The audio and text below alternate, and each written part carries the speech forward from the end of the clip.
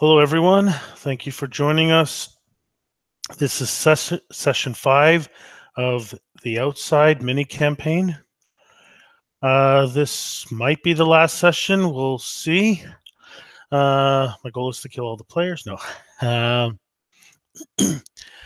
Yes, and let's see. We'll get the players to introduce themselves. We'll start with Chris. Hi there, I'm Chris Johnson. You can find me over on the YouTube channel, The Dargon Gaming Squad, and I'm playing Isleen. Thank you, Chris. Jason, why don't you go next then? Hello, my name is Jason Osorio with Concepts and Characters, a very small channel on YouTube, and I am playing everybody's favorite pureblood hob monk, Swifter Than Swords, who has got himself into a little bit of a situation last session, so we'll see how this pans out.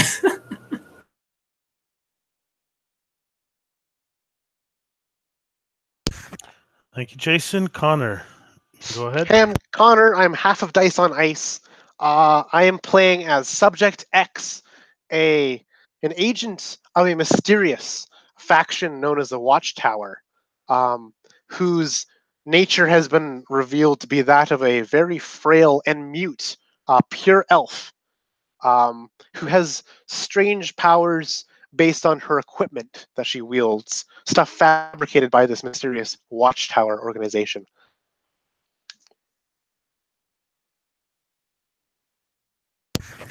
Thank you, Connor. Jim, you're up.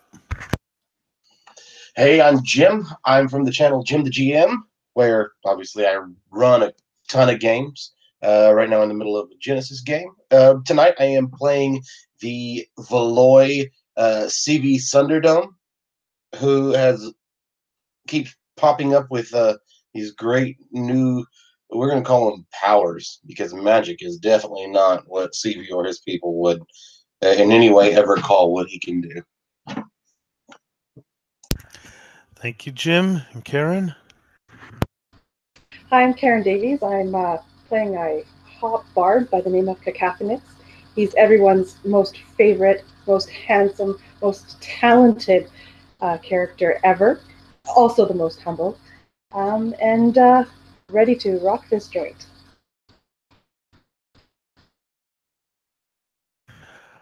Thank you, Karen.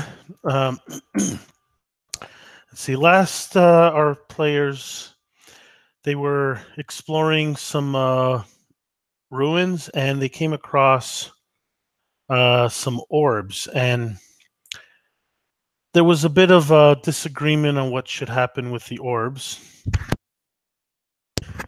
Some of them thought they should be destroyed. Some of them tried using them, and there was some were trying to prevent others from using them because they don't trust each other. But a little fight broke out between a couple of the characters, and we'd probably want to find out what's going to happen next. But first, we'll see. We'll go back to Isleen.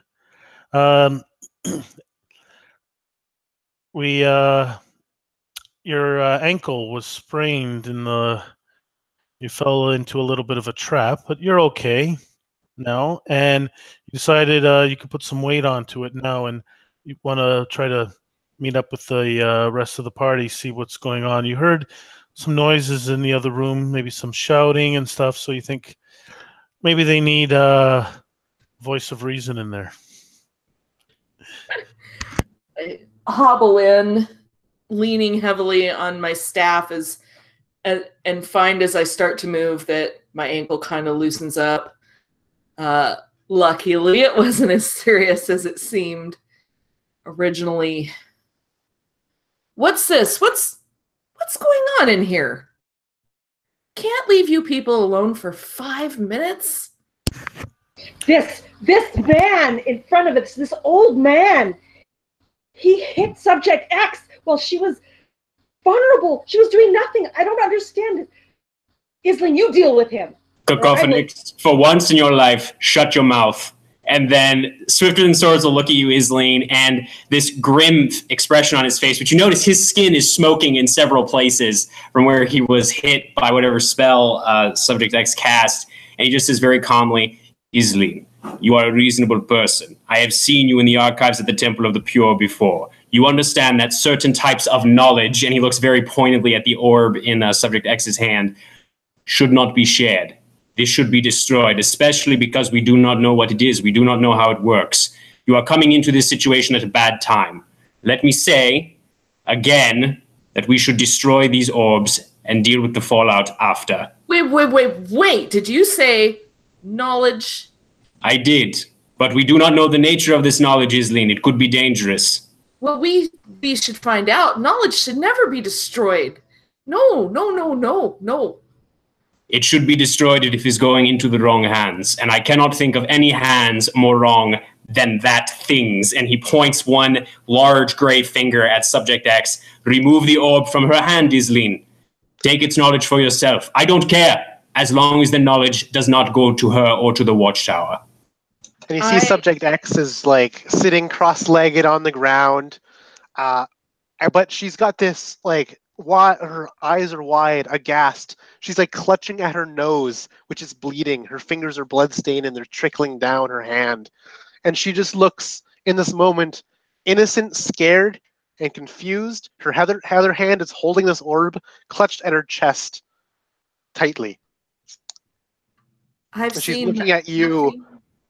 But loyalty from Subject X so far. I'm not sure I understand where your distrust is coming from. And I put my hand on your shoulder. Are you okay? And she gestures to her nose, kind of lifting it off and showing the trickle of blood. And like her nose looks like it's broken from this. And she's clutching at it, trying to staunch the bleeding with pressure. I'm no doctor, but that looks broken. So what about this? May I? And I hold my hands out for the orb. Take the orb from that thing, Isleen. And she, Subject X looks up to you. And she looks to you. Her eyes, they're innocent, and they are trusting. They are friendly. And she nods to you as she extends her hand and lifts it up to you to share it with you. And I take it gently. I don't like yank it away or anything. Thank you. Carefully place my hands on it.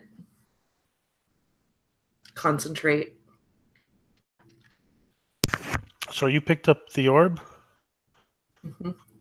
I feel like Subject X would actually like adjust your hand or something gently, just to make sure that like it's in like the optimal spot to like gain the knowledge of this orb or whatever, because she did it and she kind of understands it. I should have watched the last session, but I think that you did not. You did actually touch one of the orbs, but we ended before we found out what you saw. Yeah. That's true. That's very so true. Now I got no idea what I saw. And I have no idea where my note is for that. And that's where the DM makes a cutscene and goes on to a different different spot while they're frantically. Yeah, but everybody is in the same spot. Okay, so Improvise, Paul. Improvise. Improvise. Okay, Chris, roll me a willpower check. Yeah, where's my 20? Here it is. Let's see. What do I got? Wait, you said willpower, so Yes. we don't have willpower run game. Sorry. Wisdom. Yes, for third edition. Willpower. Wisdom saving throw. Sorry. Awesome. Cool. Thank you. I just wasn't making the switch there in my head, so that'd be a 15. No, excuse me. That would be a 17. When you grab the orb, you realize that with your maybe because of your innate ability for magic, that you can sense something inside of it, some knowledge trying to draw you in, but it's not forceful. It's like you seem that you could control it, whether you access it or not. Okay. So I just like open my mind to it and kind of meditate on it. Okay, well, that is happening, and I'm trying to split my thoughts and remember what's in that one. What are the rest of you doing? Cacophonix is gently touching Subject X's shoulder and is saying, be well to her as he casts Healing Word to mend her broken nose. And I feel like she would use your outstretched hand to kind of help her up onto her feet. Yeah, but first he's going to fix her broken nose. Yeah. So that would be...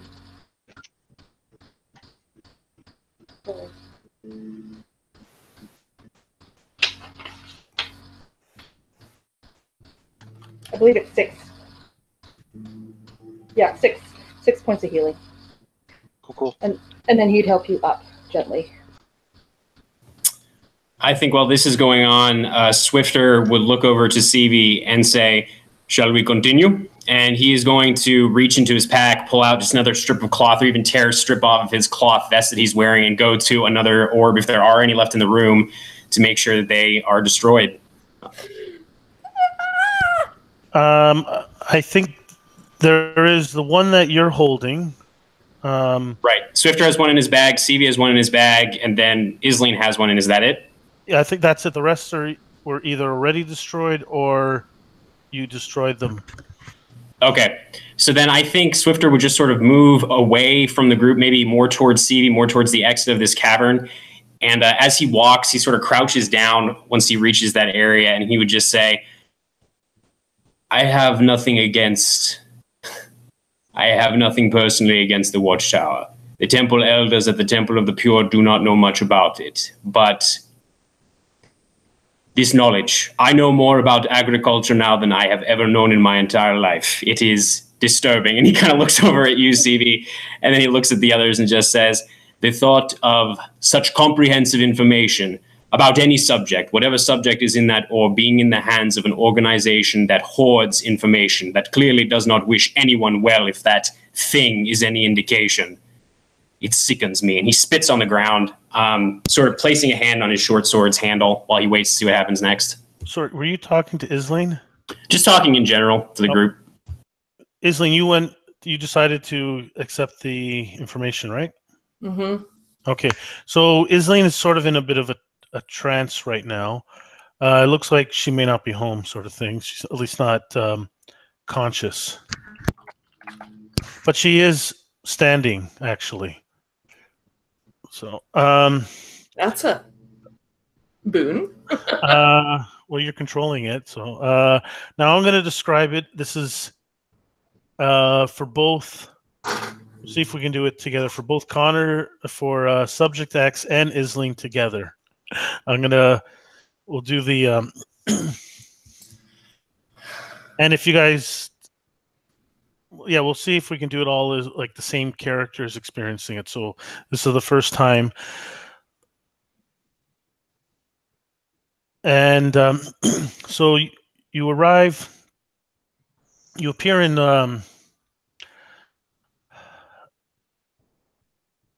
a stone-like room.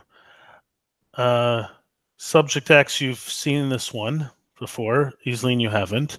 It is the room that's just beyond that you were searching, with the altar in the middle. And it is full of people, actually. Well, people isn't the right term. They look like they're giants. Humanoid looking. So they do look like for the most part, humans, and a lot of them are. It looks like they're practicing different types of magic. And one comes up to you and starts to talk to you about different types of magic, and actually, and how magic helps, well, at least helps them, and how they do everything. Magic is a part of their life, and they use it for everything, and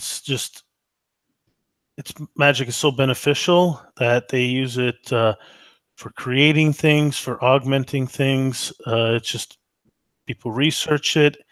It's just a way of life. And you were filled with all this information on how stuff that you've probably never thought of, and stuff that is just vastly different. The way the magic is described is unlike anything either of you have experienced.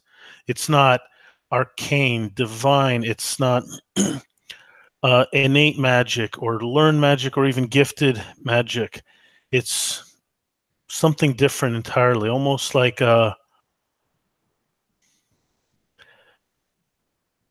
another worldly magic of some kind. And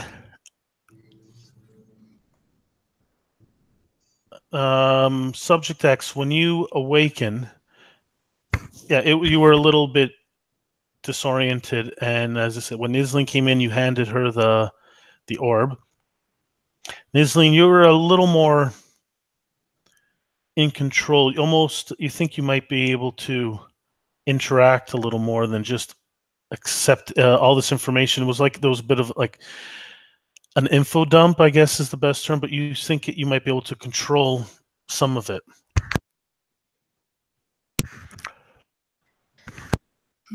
Okay. So I guess I tried to speak back to the being.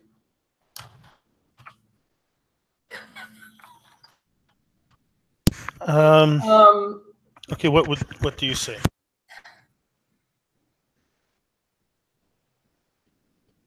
Oh man, I don't even know what Sorry, I'm blanking a little. I like feel like she would say something, but and in her head, of course, like not out loud, but I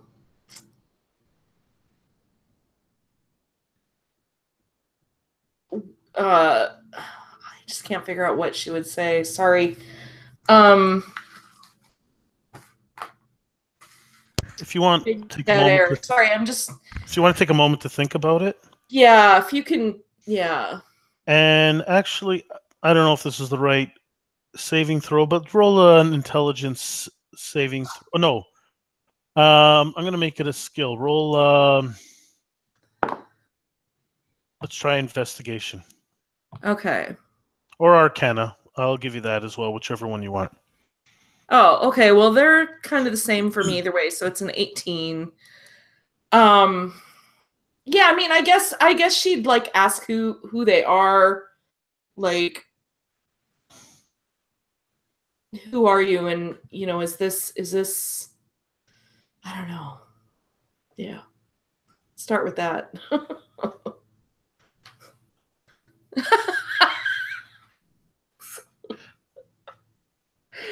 Oh, guys.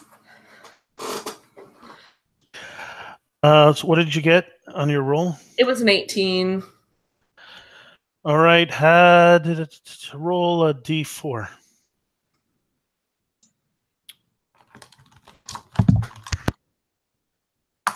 Whoops. 3. You get to add 3 spells to your spell list. From Nothing. so yeah, you can pick any 3 spells that you want to add to your spell list. of known spells. Sweet. Okay. Okay, we'll give you a moment, and we'll come back to you. What are the rest of you doing watching Isling just zone out for a bit? CV pushes up off the wall, uncrosses his arms. You keep talking of how these places CV's never heard of don't need this knowledge. These places don't matter, and these people don't matter to CV or CV's people. The people who don't need the knowledge is anyone who is not here. CV does not mean in this cave. CV means people not from CV's world. They don't need it. If you are here, CV fine with you having knowledge. You plan on taking knowledge. That's where CV have problem. You wish to leave this place? CV has problem. And you will have problem with CV. CV say rest of you should stop playing with CV's people's orbs. And let's just take them back to CV's people. If anything, you are the one stealing the knowledge from CV. And hearing that, Cacophonix would actually look up and go, you know, I agree with the CV on this one. I feel the same. The only problem, CV, is that some of us have already touched the orbs. We have absorbed this knowledge. We cannot give it back, unfortunately. CV does not plan on letting any of you leave. Now that I have a problem with. And Swifter stands up from his crouch and draws his short sword and says, "This is not a good idea, CV. I will tell you that all Cacophonix and I have absorbed, at least as far as I know," and he looks over at you, Cacophonix, before looking back at CV. All of that we know is agricultural information, how to make things grow. I unfortunately do not know what Subject X and our friend Isleen have seen.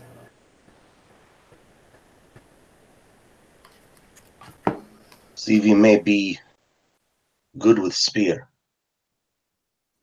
CV may be good with CV's hands. But if your people did not have this knowledge already, the knowledge is too much for you, too. I do not think there is any harm in knowing how to make things grow, CV. I have never had a problem with that. I don't know why you would either. It is not like we are going to be growing weapons. You had a problem with it before you had the knowledge. I had a problem because I did not know what the knowledge is. Now I do. I experienced what Cacophonix experienced. I do not know what Subject X and Isleen are experiencing right now. For all we know, they know how to build every weapon that has ever been conceived in this land or back home in our land. And that weapon is dangerous, or that weapon information, that knowledge is dangerous in the wrong hands.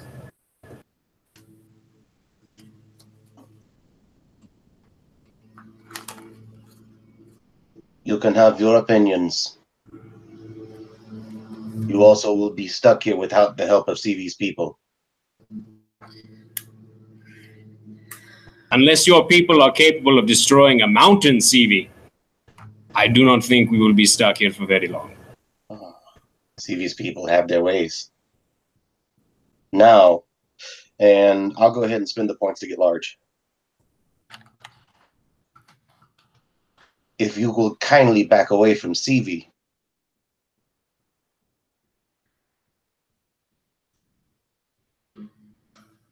And Swifter will take a single step back. Basically, the mission your parties were on was to learn things about the outside.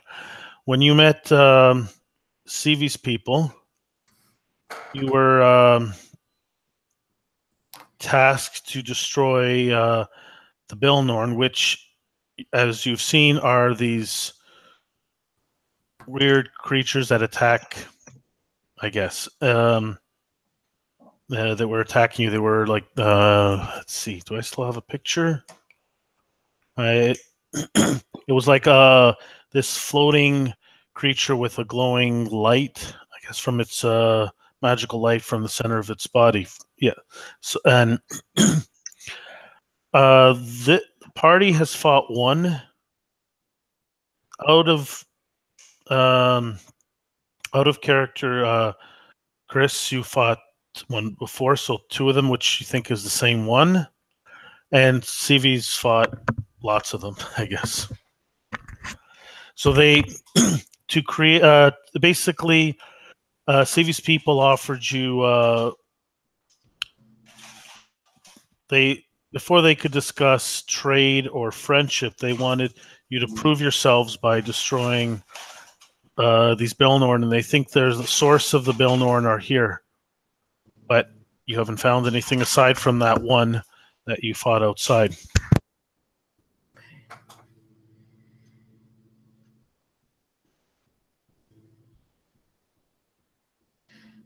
So I think I try to convey an image of those to this being that I'm interacting with through the orb, and I ask them about, for knowledge about those.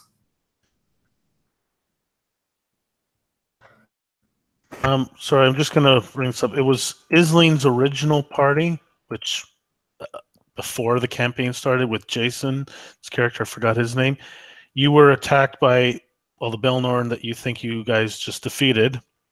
Azaki, thank you, Jason. And you were the only two survivors, and CV's people rescued you and brought you back to health. It's been a while, but I think you guys might have fought a Belnorn as well. It may not have been as powerful as this one here, the last one you guys fought, but I think you fought one as well or something. Sorry. So you the question you wanted to ask? So I think I convey the image, the mental image of that to this being that that's speaking to me through the orb, and ask it about them, and where they come from, where do these come from, and how can we defeat them? Sorry, I'm a little distracted. So you ask, defeat what? Do you want to defeat the? I ask it what they are. I ask them what they are and how we can defeat them, or where they come from, and I ask them what we need to know about those. It's it doesn't know what you're describing. What are you going to call it? What it is? No, I mean I'm trying to I'm mentally trying to communicate with it, and so I would pull up a mental vision of it. So almost like a conjure in my head, right? You were getting a lot of information. It was a lot of verbal and mental at the same time. You could try. You could be talking with it right now, if you wanted to. But you're going to try to summon up an image. Let's try.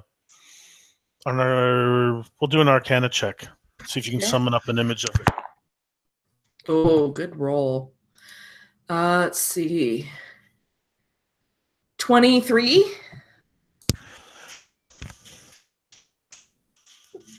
Looking at the image, the one before you, this giant human, we'll say, it doesn't know what that is. It's never seen one before, which is odd. So looks like it's studying it, and actually, it looks like it's studying it, but it doesn't know what it is. Okay. Are you summoning one of the large one? Well, you've only seen the large one. Yeah. It actually is the same size, more or less. They're both large, but they look nothing alike physically. Ah, okay. Yeah, so but I'd only be able to show it what I've seen. Wait, do you name it, or you just summon the image of it? I would name it as well. I think okay, so I've been told these are Baelnorn. Oh yes, you do know Baelnorn, from what you can gather, means demon Norn is the best way you could translate it into your language. So when you say that to them, it says, that is not a Norn. I am a Norn. We are Norn.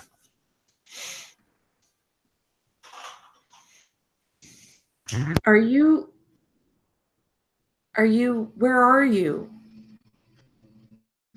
Did you leave this place? This is just a repository for knowledge.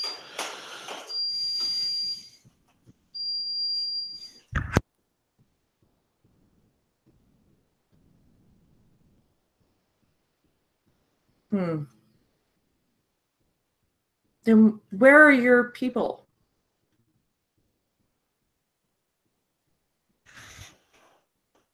It's not for me to know. That was I know about knowledge before when we recorded this, but I don't know where they would be now. They are not with the orbs. No.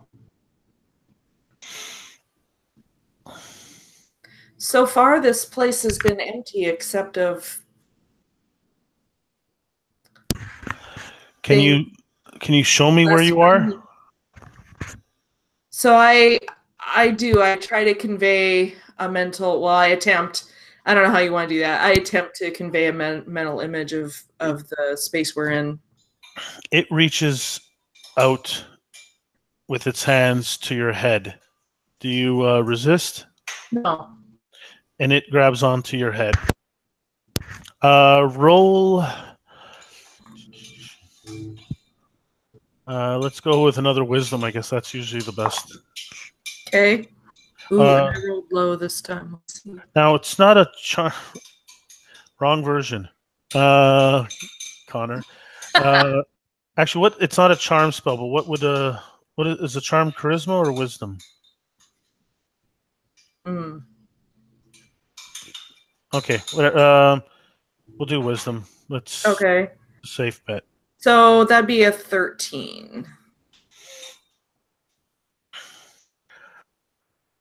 You don't know if this being, will say, appears female, meant any harm, but this is excruciatingly painful.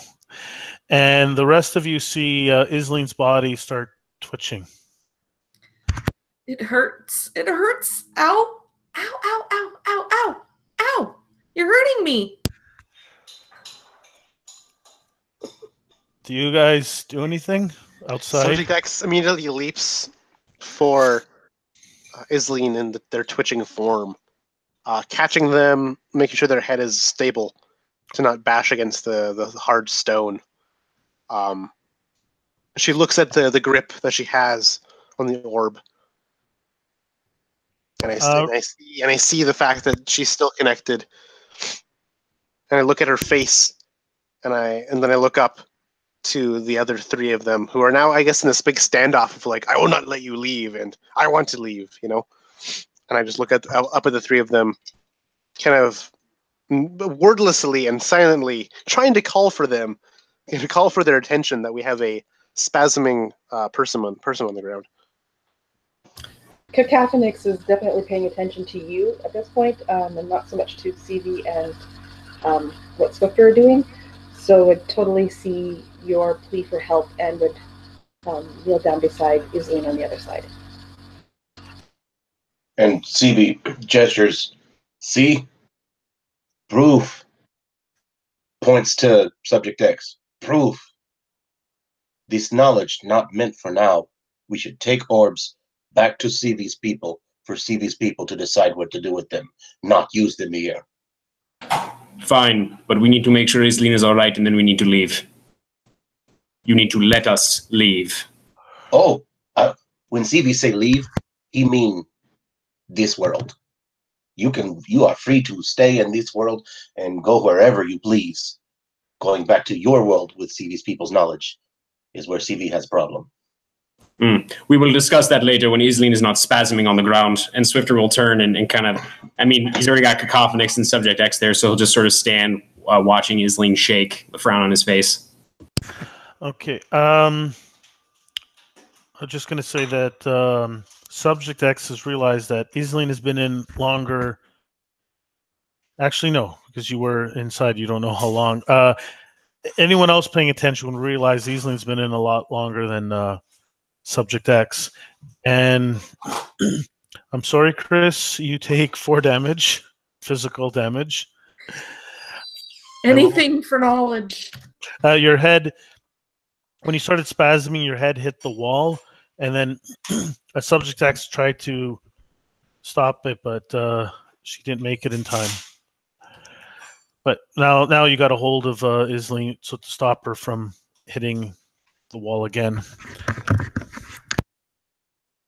And we're back in the, call it the vision, in the orb. And she takes her hands off you and says, doesn't seem right. It looks like you're in one of our libraries, a repository for our knowledge, but it looks decayed. It would never have looked like that. It shouldn't look like that. You say you have not seen any of my people? We've seen very, very little. And I'm assuming at this point that everything we've seen till now, I mean, these are not, these giants aren't like anything we've seen so far. We've seen like other beings. You've seen, as you get a look at the other people here, they, the ones that are in the room, they were more in the background and stuff, and you were watching them and you learned a few things from them, but they all turn to look at you and the Belnorn, the image that you summoned. And they all start talking to each other. It's hard to follow along because they're talking a little bit too fast for you. But they also but they're talking the Norn language that you do know. But it's not something you've heard really before. That you know a few words, but you never actually heard it spoken, at least not like this. And when they're talking, they say,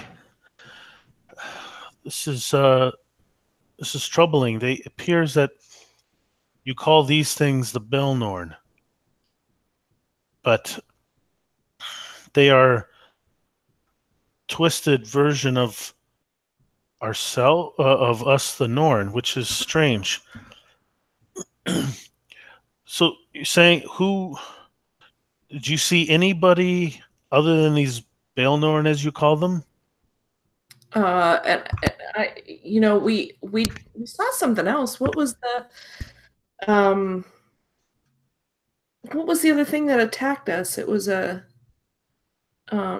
like a specter or something, right? That's the Belnorn. Oh, okay. So that is all we've seen. Aside from the guys outside, that wouldn't. Actually, they've taken your information and they say, from what you can piece together from your memories, something happened. Something has changed from the time from the time this orb was created to the time that you are in now. the world looks different. And you're from Sanctuary, a place. Are there any other orbs? If you put them together, might be able to piece together the rest of maybe what happened. But your people, I don't know. Your people might have a key to this, and you said that also Valoy, and maybe their people might have. I don't know.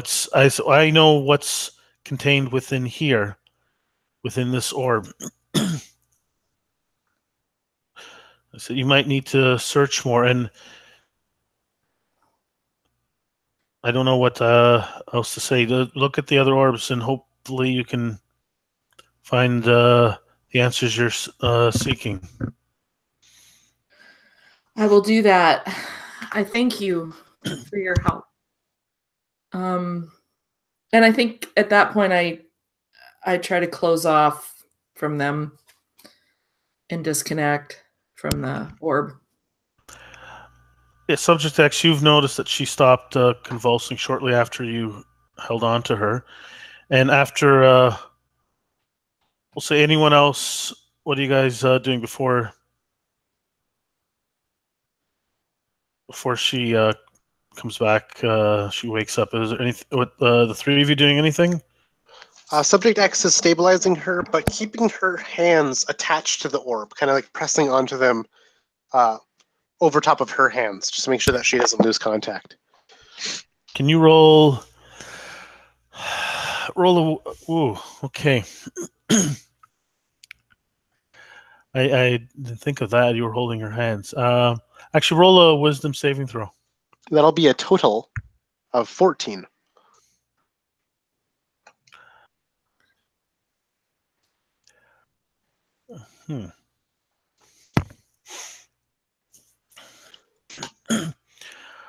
You're undergoing some of the whatever seems to be going through the pain that Isleen was receiving. Your mind seems to be just a wash of pain, but it's not as bad as she was experiencing. You think that it's a bit bothersome and distracting. Think maybe like a bad migraine, I guess. A nice throbbing migraine. And she presses on, stomaching the pain, thinking that maybe she's actually diverting some of the pain onto herself. But she holds on tight to make sure that she does not lose a grip upon the orb. Isleen, pick high or low. Low. Okay. All right. So Isleen, you wake up now, and Subject X seems to be holding on to you, supporting you. Actually, the rest of you doing anything while Subject X is holding on to Isleen? I was down there beside Isleen with Subject X. And Swifter was sort of hovering over the two of them, just watching and frowning as this obvious sign of pain.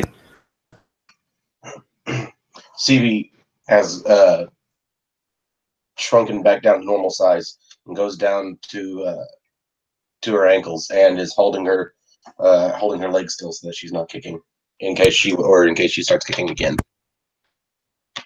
Okay, so Isleen, you wake up to that. CV's holding your feet. Subject X is sort of hugging you, holding on to you, and the other two are just hovering over. I look at X first. It's okay now. You can let go. And I look around at everyone else. We must work together with the Valoy for the answers. This is a repository of knowledge. Are there more orbs?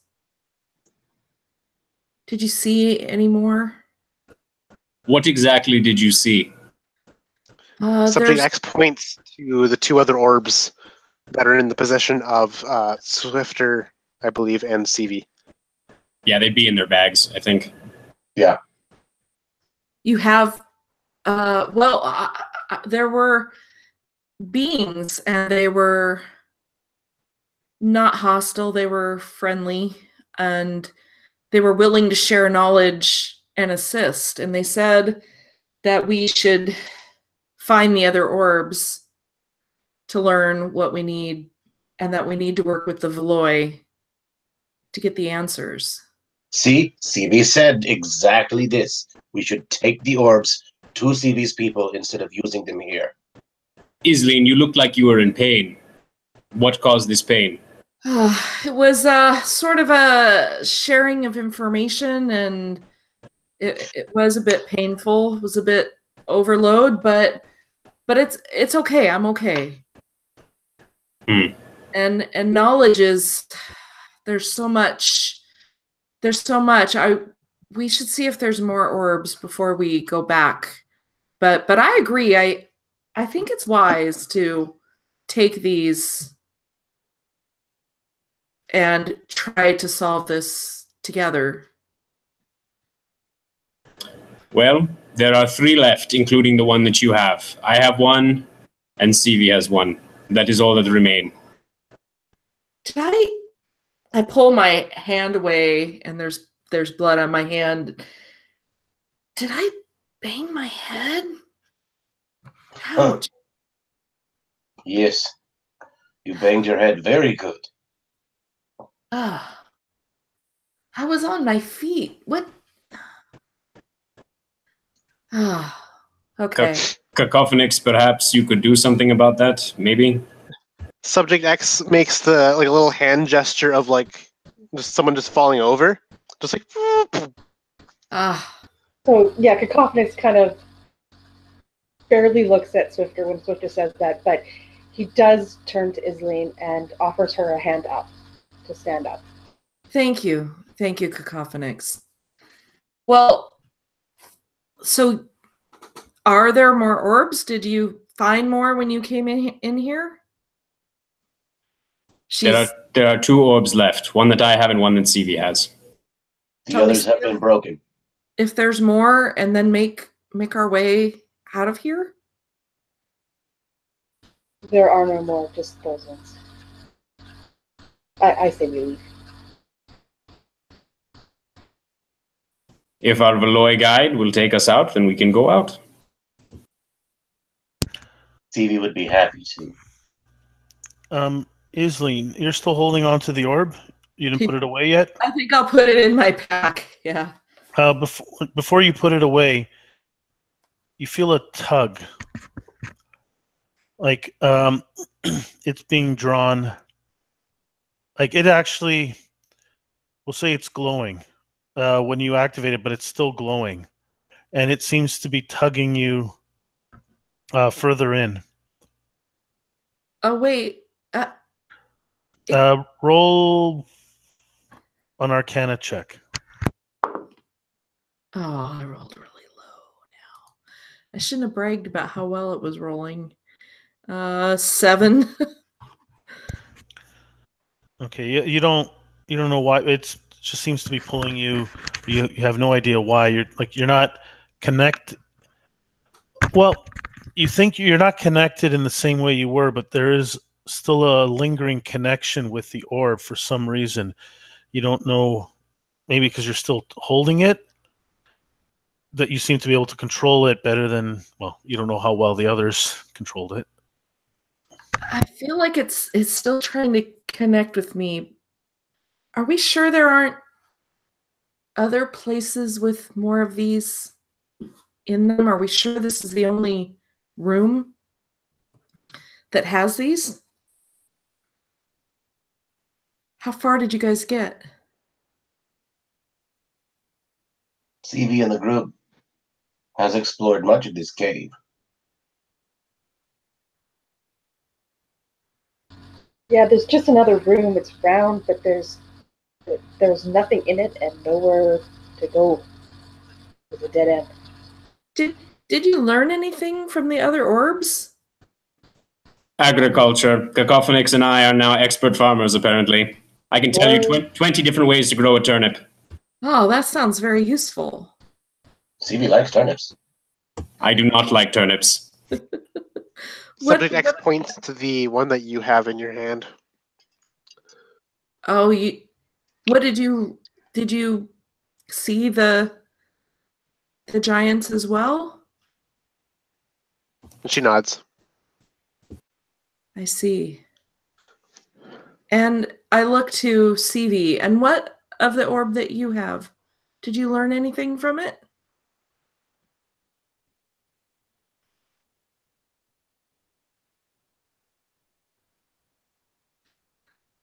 You were asking CV that?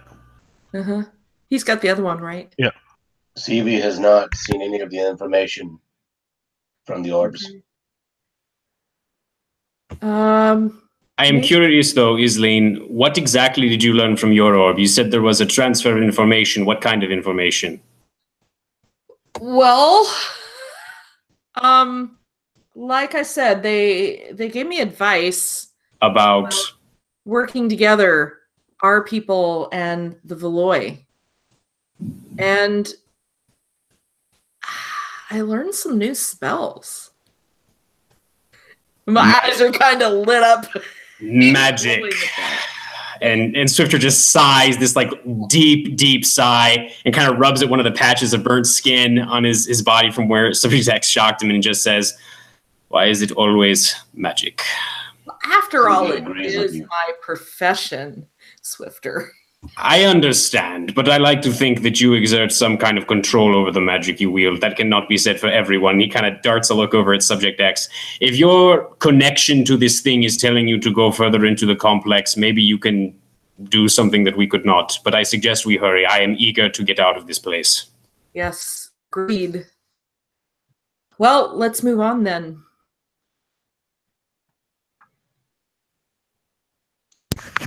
CV starts leading the way out of this area to outside the cave. So, sorry, Chris. So Isleen's going to put it back. She's going to put it in her pack. And I think in her excitement to learn more, she's like right on CV's heels.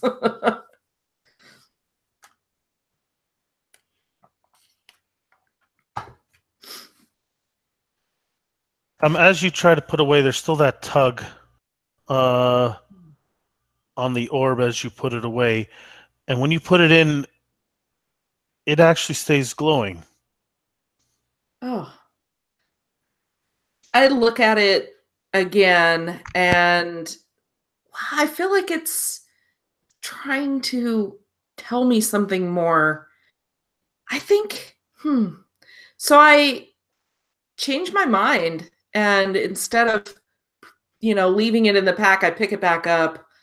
And can I determine a direction? Is it tugging me in a particular direction? That was the roll I failed, huh? So I just kind of hold it and watch it as we walk along, like to see if it continues to glow or if something changes. Actually, can you roll another Arcana? Sure. Oh, much better. Let's see. 15 plus. Ooh, that's a modified 20. Even though you're not physically touching the orb anymore, there's still a connection to it. And you can sense it's like you have a new sense that is actually growing, and you can seeing isn't the right word, maybe feeling the two orbs that CV and Swifter have. And it just seems your senses are growing from there, but you can sense them now. Okay. Cool. And that tug, you get actually a little bit of you still have that tug that you had before, but there's just like a little tugs towards those two orbs. But you have a bigger tug further into the complex. I think we need to go that way. Is that out? No, that's further into that room that you guys were exploring. That Okay. way doesn't lead to anywhere, is it? Sorry, Connor, you do. So you know that room that you were exploring with the alt or the round room, that's what you saw in the vision. Mm-hmm. Yep. And that's where the direction where Isleen wants to go.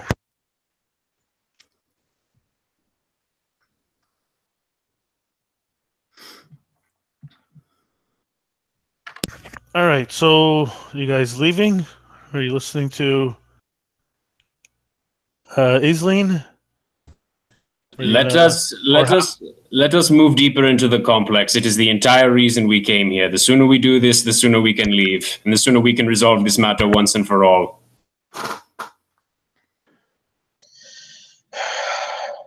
Let us find the source of this Baelnorn so that we can take care of it and get back to see these people. That works for me. And Swifter still has his short sword kind of hanging loosely in his hand away from his belt.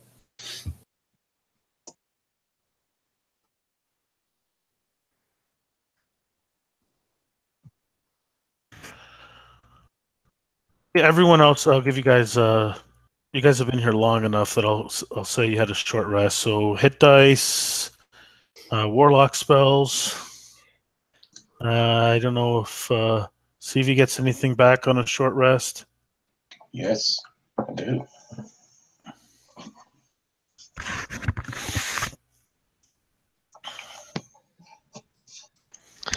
Isleen, you find that Subject X is sitting near you, or walking near you, with you, rather than with the other members of the party. Nice. This has been some journey already, hasn't it, X? She nods. Silent as ever. I'm sorry everyone else is being so hard on you.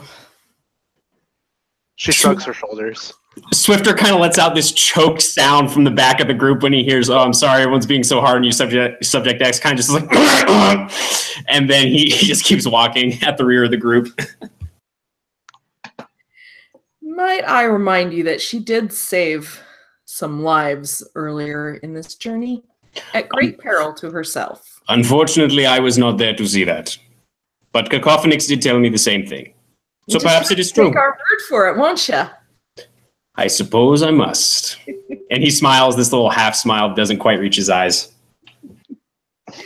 And hearing Isleen stand up for Subject X like that, like Cacophonix, who's walking right behind them, between them and where Swifter would be, he kind of smiles that, at least somebody is still with him on this side.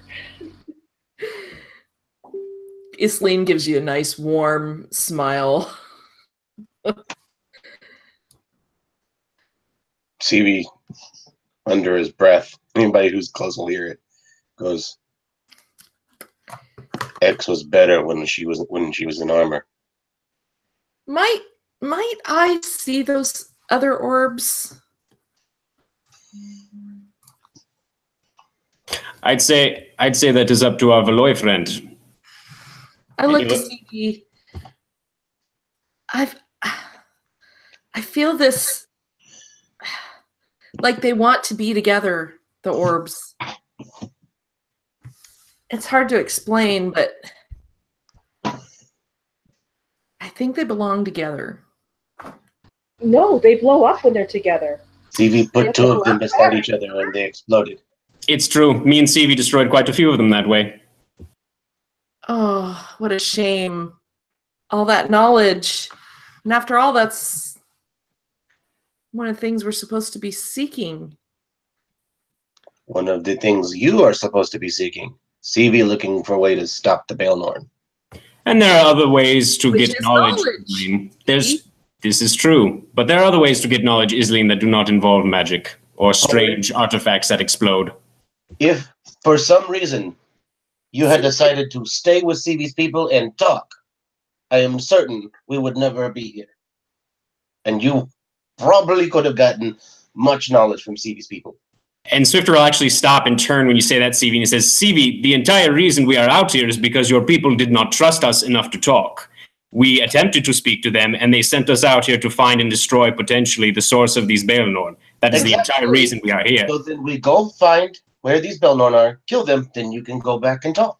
So maybe we're accomplishing two things in one. So we should put our differences aside and work together.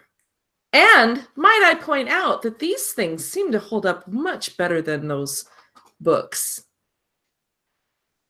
Maybe it's not such a bad thing to protect knowledge with magic.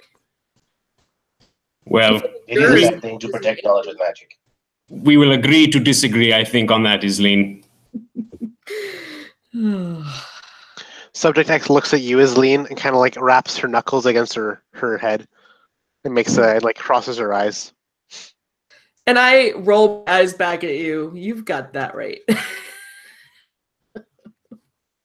And in all of this, Cacophonix is kind of like shuffling his feet, you know, kind of just nonchalantly walking between the two of them. And he starts to kind of whistle because he's done with the convo.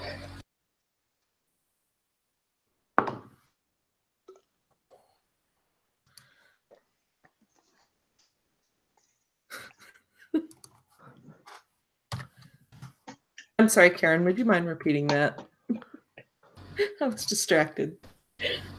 Cacophonix is just he's whistling. He's starting to whistle, and he's basically tuned out from the conversation that the four of you are having. I look at X. I think this one has the right idea, and I point at Cacophonix.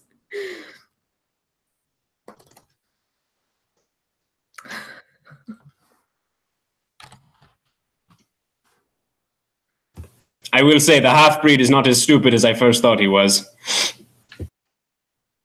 CV's not a half-breed. I wasn't talking about you, CV. I'm talking about the whistling fool.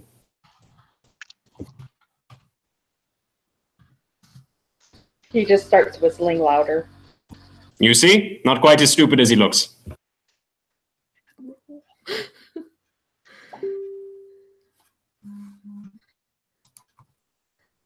Lead on. So you guys are all deciding to walk So- in, but you, Yeah. As we walk along, though, I start to edge around CB. Just walking faster and faster. Oh, I've never assumed that CV was in the front when we went the other direction. Oh, I thought you said you headed out and took the lead. Yeah, but we weren't leaving the cave anymore, were we? You were going back into it? Right. Yeah, CV said he was ready to lead everybody out of the cave. Oh, okay. So I start walking and yeah. I turn to Axe like, we need to go this way. Let's just go. And I just go. Wait, so are we not already? I thought we were already walking into the cave. We were following you, Isley. I think. You definitely are. That's what I thought, yeah. Okay. My bad.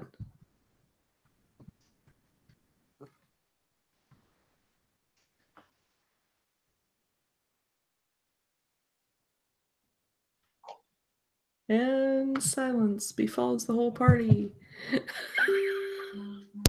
so Womp, womp, womp, so Go what ahead, Ian. marching order? So I get Isleen is first, but everyone The is subject X will be close behind her then. And Cacophonix is right behind that.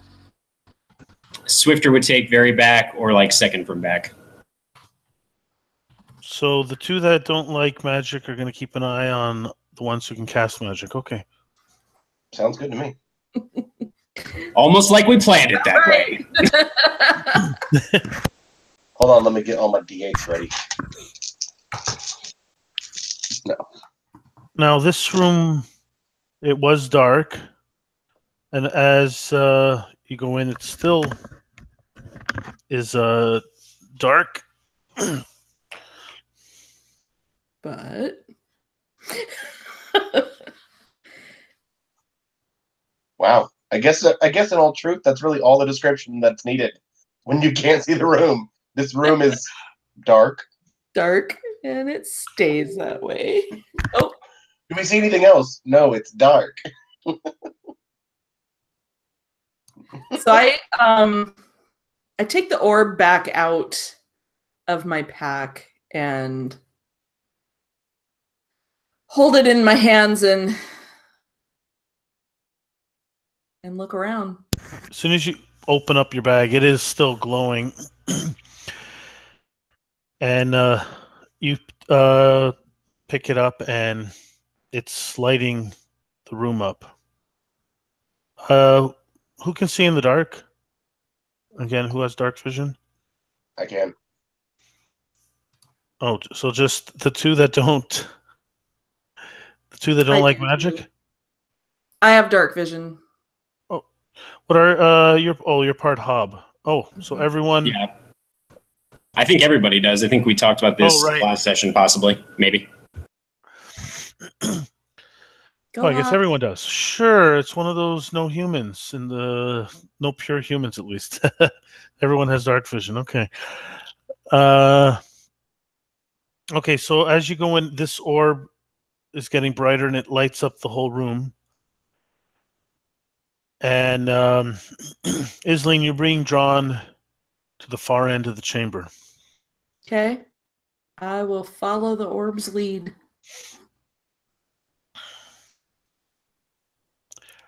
And actually, no, I'm not going to do that. So you guys make it to the end, and it's you can make out a wall, an empty wall, just like all the rest, and you're being drawn towards it.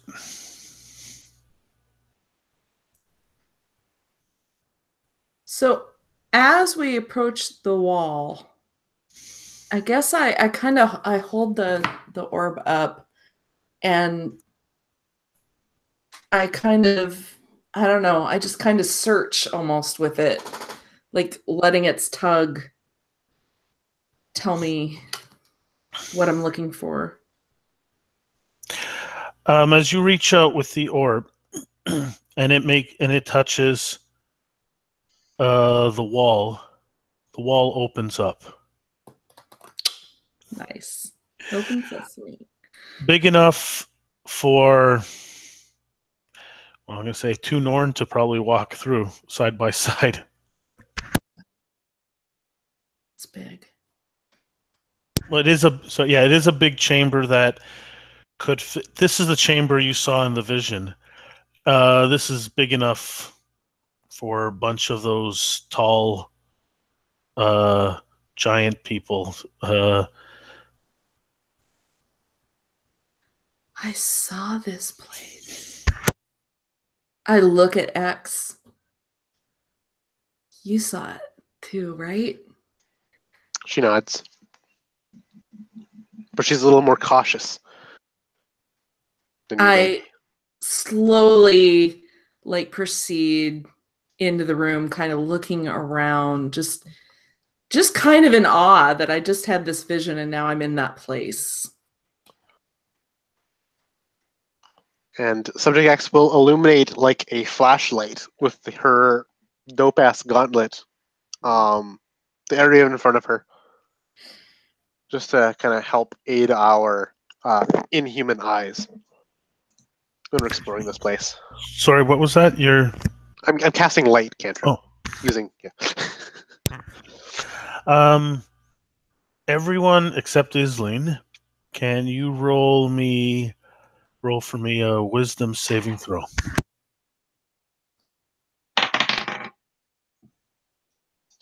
Oh, yeah. That's a red hot 4.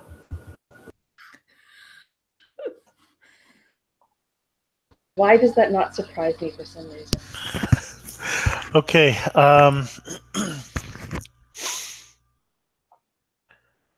The 4 of you, well, all the 5 of you, feel a pull in through through the doors. CV, you're able to resist it, but you still feel the pull, and it is strong. The rest of you, it's more of a mental pull. It's not physically pulling you, but it's more of a mental pull. Wait, so a pull back through the doors or through? No, so you're in that big chamber in front of the doors that just opened.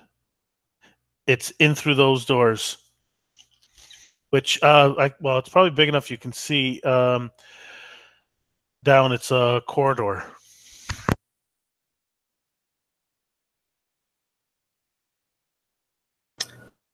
Yeah, I think Swifter with his short sword still by his side, feeling this strong mental tug, would sort of silently pad forward, his bare feet scuffing against the stonework, and move into the next chamber, sort of passing everybody else, unless they try and stop him. You hear a voice in your heads. It's an unearthly sound, and it says, "Come." Stop! Do you not feel that? Don't blindly walk, fools! Oh. So Cacophonix, seeing that Swifter is trying to pass him into the other room, would kind of like look at him like, no, that's not going to happen, and would go first. I pull up my spear, turn it upside down, and with the butt of the spear, smack Swifter on the side of the arm. Stop! How strong is this mental pull? I mean, is it just like you should go down this way, or you need to come right now to this place? Except for CV, all of you are feeling the pull, and you guys have to go. All right. You fail. So CV Swifter ignores it. Didn't pass exactly, but I'm going to say I'm aware. You're aware of it more so, and you could try to resist it, but it is still pulling you. That's fine. That just means that CV is taking smaller steps. He is resisting. You can see, like, literally his arms are grabbing at something on the wall, trying to use his spear to slow him down, but his feet, no matter what he's doing, just keep taking the steps. The walls are the same material as the chamber, smooth. No real handholds in them. When his feet won't do what his brain is telling him to do, doesn't matter. He's going to try to stop himself. Doesn't mean he stops himself, though. How big can you get again? I'm just curious if you were to get large. Bigger. I'm trying to think. Large is 10, 15? 8 to 12. 8 to 12. So yeah, we'll say 10. Yeah, 10 feet, give or take. Okay, I was just curious. That's about the size of the chamber's, probably closer to 15 in height. Okay.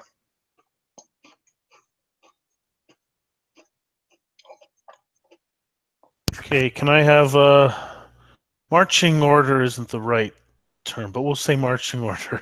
Pied Piper marching order?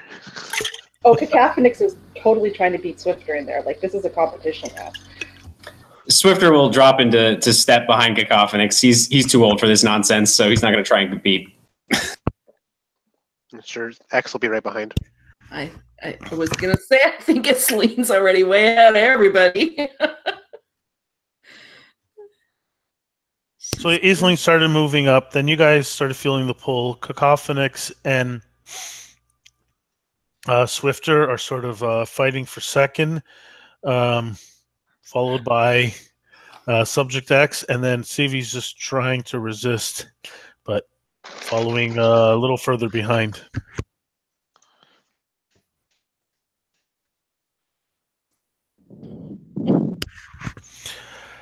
So you guys pulled, and there's a light up ahead. Let's see. A bluish white light, and you get pulled into this room, and you see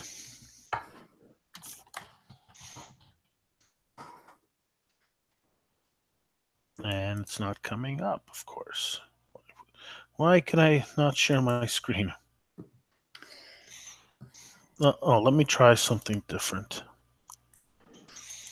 Just trying to share a nice image. I had it all prepped. Of course, it doesn't want to show. Let's see. Insert. We'll try insert.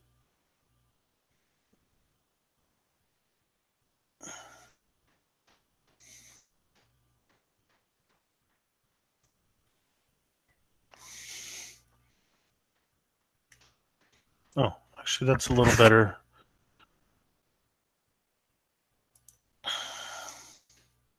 And let's try this now.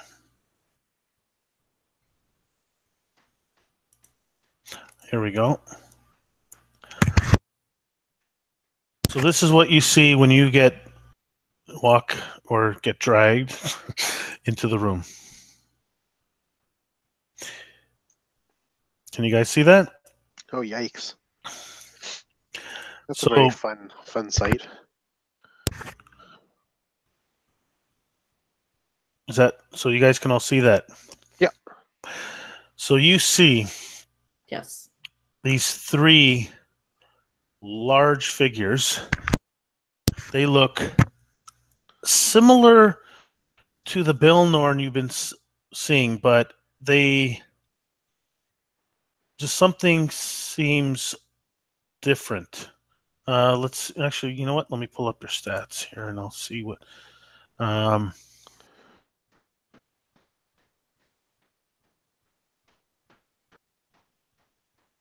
Actually, for some reason I don't have your stats. Isleen, let me just grab them now. AC is 13, and passive. 12.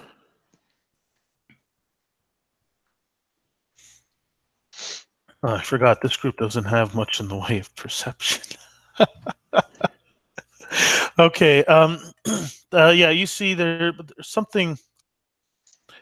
As I say, different, but they do look a lot like the Bill Norn, but just different. What do you guys do?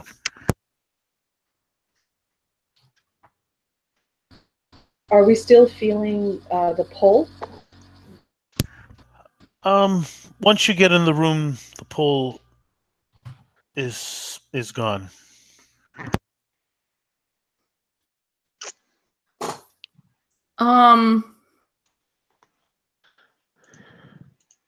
Who are you?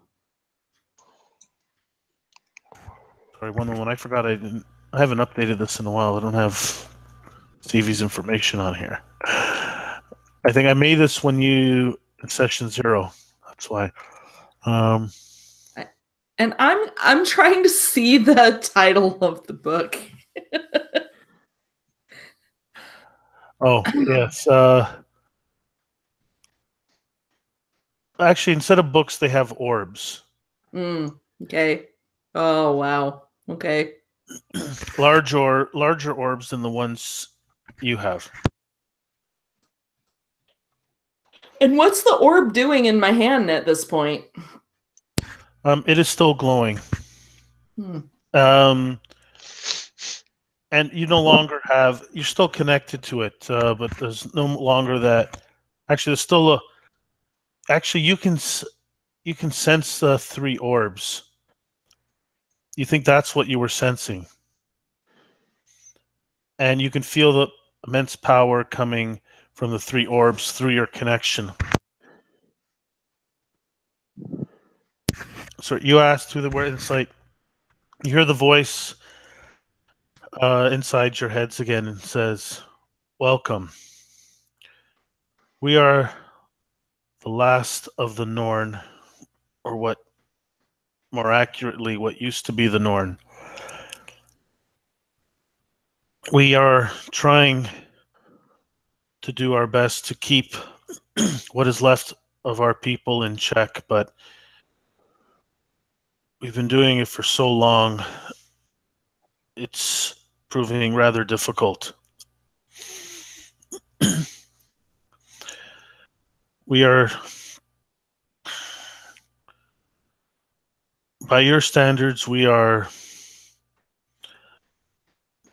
a few millennia old. And we tried to save what we could of the other races and keep you safe, but we lost control of our brethren. And now we are slowly dying ourselves.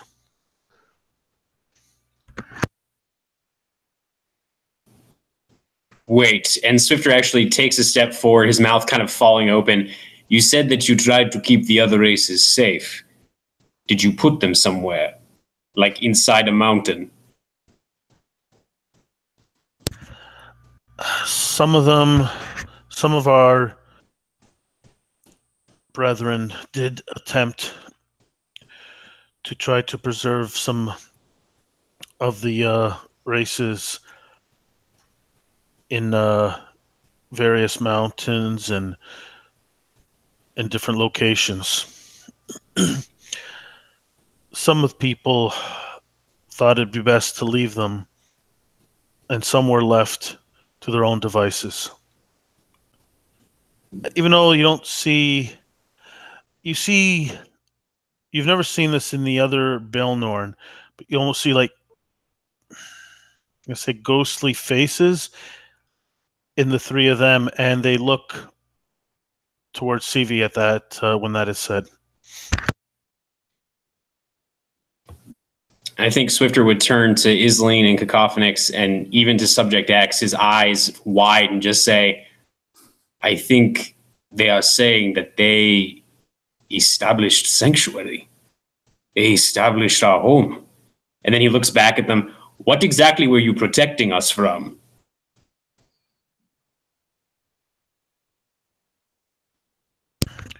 It was an apocalypse of great power. It caused all magic to be disrupted. And a few were protected. But on here, magic has gone awry, and we've done our best to keep magic of these other people intact and usable. But up here, any magic does not behave the right way. Not anymore. Is there something we can do to repair it, to help you?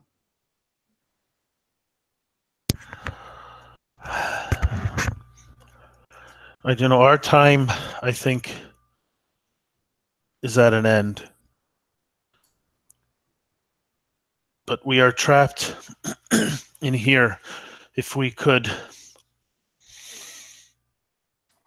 escape, we might be able to restore magic, at least in part, restore the balance.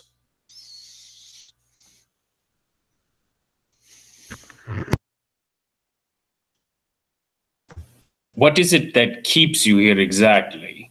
And what would you need to leave? And Swifter, seeming to have gotten over this initial moment of awe, his grip kind of tightens a little bit on the handle of the short sword, still dangling at his side.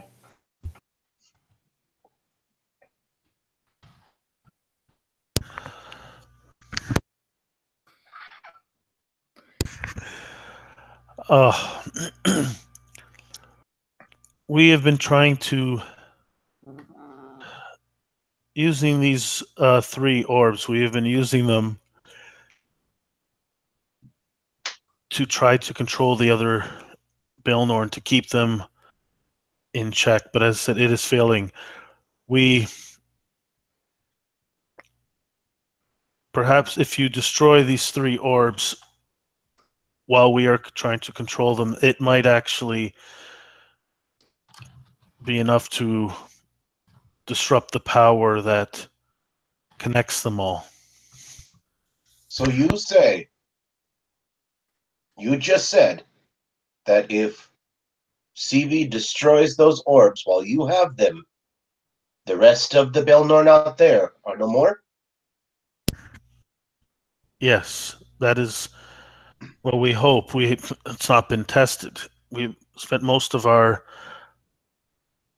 we've been spending as much time as we can trying to keep them in check. We have not been able to research this plan, but it is the only one that we have. You can see. Well, CV has researched. CV has killed Belnorns who obviously you are not controlling. Yes, we are losing control as we've lived a lot longer. And our power is diminishing. You can see some of them are flickering in and out.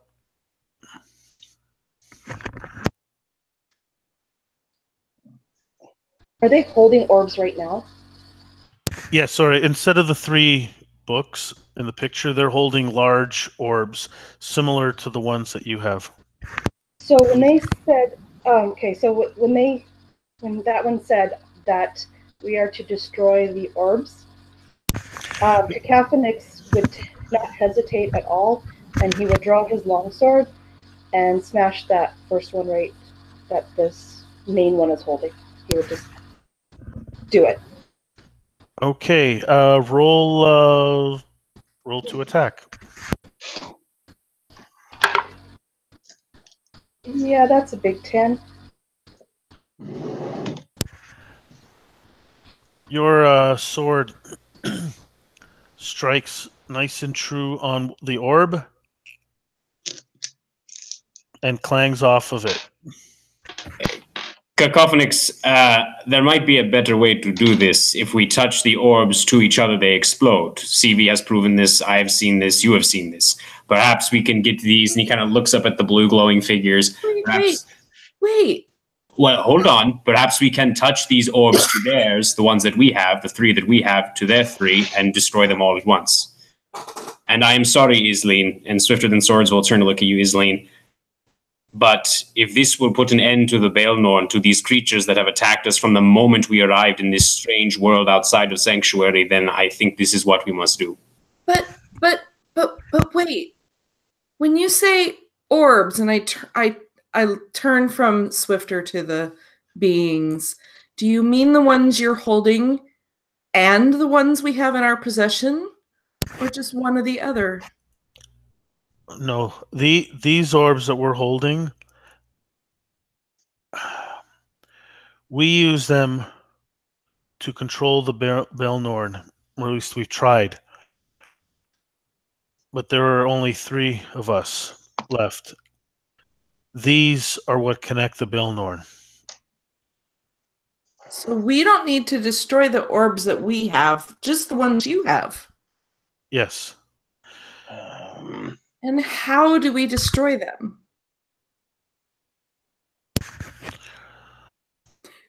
The ones Isleen gets a slightly triumphant look in her eye at the thought that we don't have to destroy the ones that we if you could damage them, when brought together, the energy would cause them to explode, but we do not have the power ourselves to damage them. Thought maybe you would. Can I? So I take the orb that's in my hands and I put it in my pack. And I approach the being in the front and I hold my hands out for his orb. They hand you an orb. And I take it to the guy on the right. Roll a wisdom. Wisdom saving throw. Oh, good. I rolled well. +4, 21.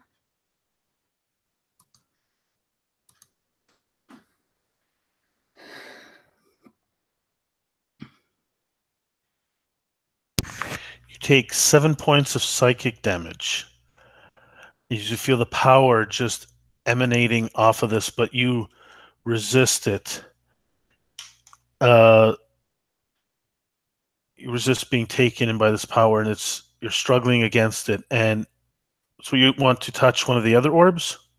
So I think at that I sink to my knees and I turn to Swifter and I hold the orb out to him because he said he was able to destroy them earlier. Yes, they mentioned that if they were damaged, if they and brought close together, they would explode. But these three do not have the power to damage the orbs.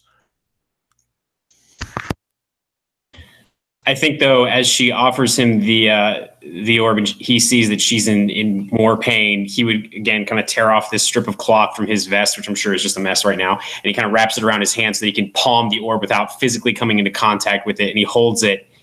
And so I'm sorry, could you clarify something for me, DM? So these orbs, the 3 orbs that these spectral beings have, if we were to touch the orbs that we have in our possession now to these other orbs, the word orbs is starting to lose its meaning. But anyway, if we were to touch them together, would they not be able? Is that what they were saying? They would not be able to destroy each other like normally. You remember the ones that you destroyed? Mm-hmm. At least if I'm remembering right, were already cracked. Gotcha. Okay. They were cracked and came together and exploded. Or if you try, I can't remember if you hit any without, in that sense. But I think there were.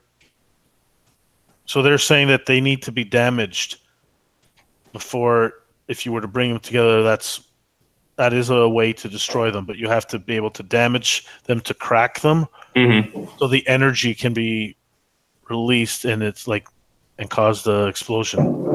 Okay, no, that makes sense. So yeah, so then he would take this orb again in his wrapped hand, put it on the ground with his other hand, which has the short sword in it. He would go ahead and just line up a strike. So I'll go ahead and roll an attack against the orb. The one that Isling just handed off to me as she fell to her knees. Oh, can you roll a wisdom saving throw? So I'm not physically touching it. I don't know if that makes a difference or not. Oh, so she's handing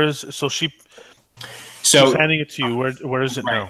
So Swifter wrapped some cloth around his hand because before, when he took Cacophonix's orb, he fell unconscious, had the brain download, all that jazz. So he knows that's what happened. So he wrapped up his hand so he would not physically be touching it with his bare flesh, if that does anything.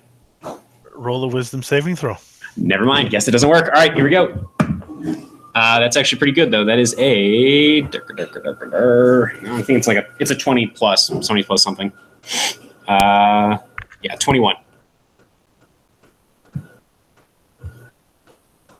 You take 5 points of psychic damage. Eesh. But you're able to resist some of the power of this orb. All right. So I think Swifter kind of like these muscle twitches run up the side of his face, and he kind of shakes a little, and he puts the orb down on the ground, takes out holding the short sword, he strikes at it. So I will roll for that. That's a 15. You connect with it. Mm-hmm. And the same thing happens. Your weapon bounces off of it.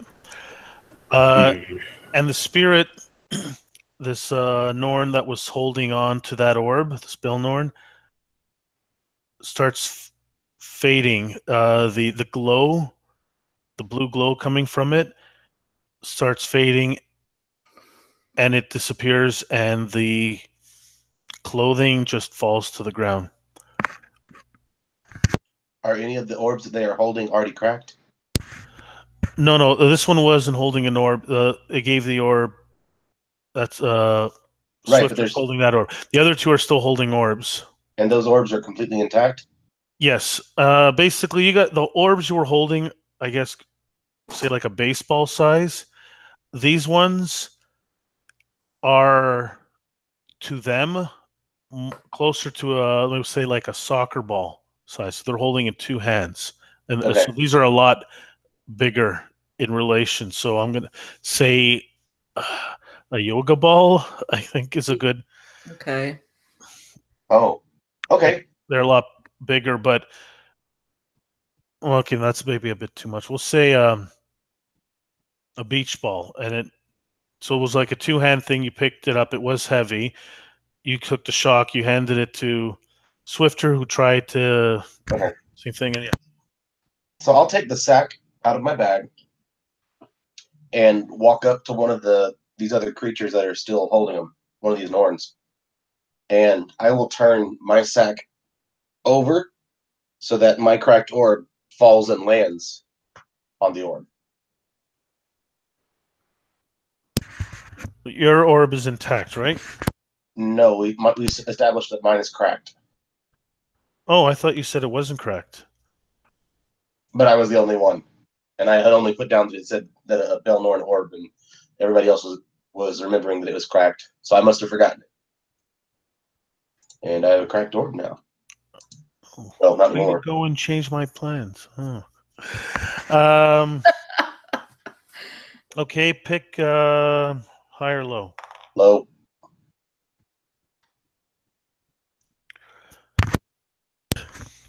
So it lowers the orb down, and you, because you're a lot shorter. Yeah. It takes an 8.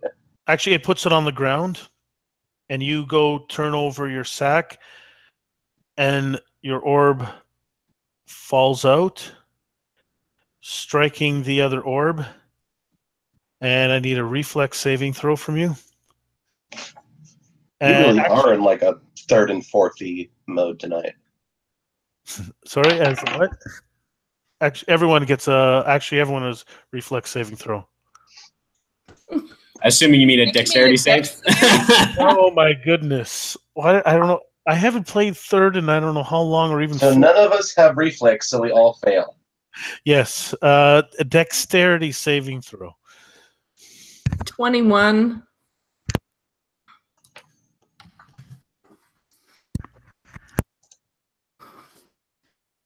Which is amazing considering I'm hurt.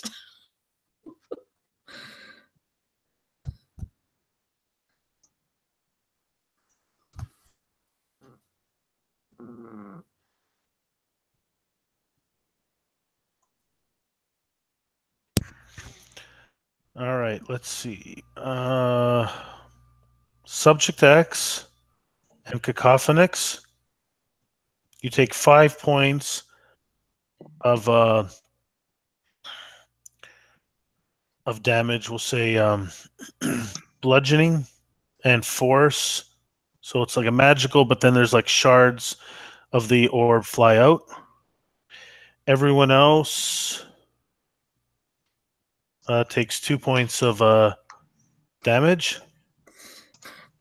And the orb, the large one, is now cracked. And the one that put that one down gets flung back, dissipates, and disappears. So you have one of these creatures left with an intact orb holding one. You have an intact orb on the ground and a cracked orb on the ground, of the large ones, that is. Swifter, use yours on that last one. It can be cracked. Then we can use the cracked one with this other cracked one and find some way to destroy this last one. Very well thought out, Stevie. And good. Stevie taps his head with the tip of his spear. Just to be clear, there are 2 of them. One is cracked and one is intact, of the large ones. I said there's one being holding an intact one, and there's the cracked one on the floor, on the ground, that you cracked. I thought there was 3 in the original, right? There's. Oh, sorry. Let's go through. Okay, so one of the beings is holding an intact orb. There is an intact one in front of Swifter, and a cracked one in front of CV. Yeah, so why don't we take the 2 intact ones, put them close to each other, and then take the damaged one, roll it into both of them, and have a big boom.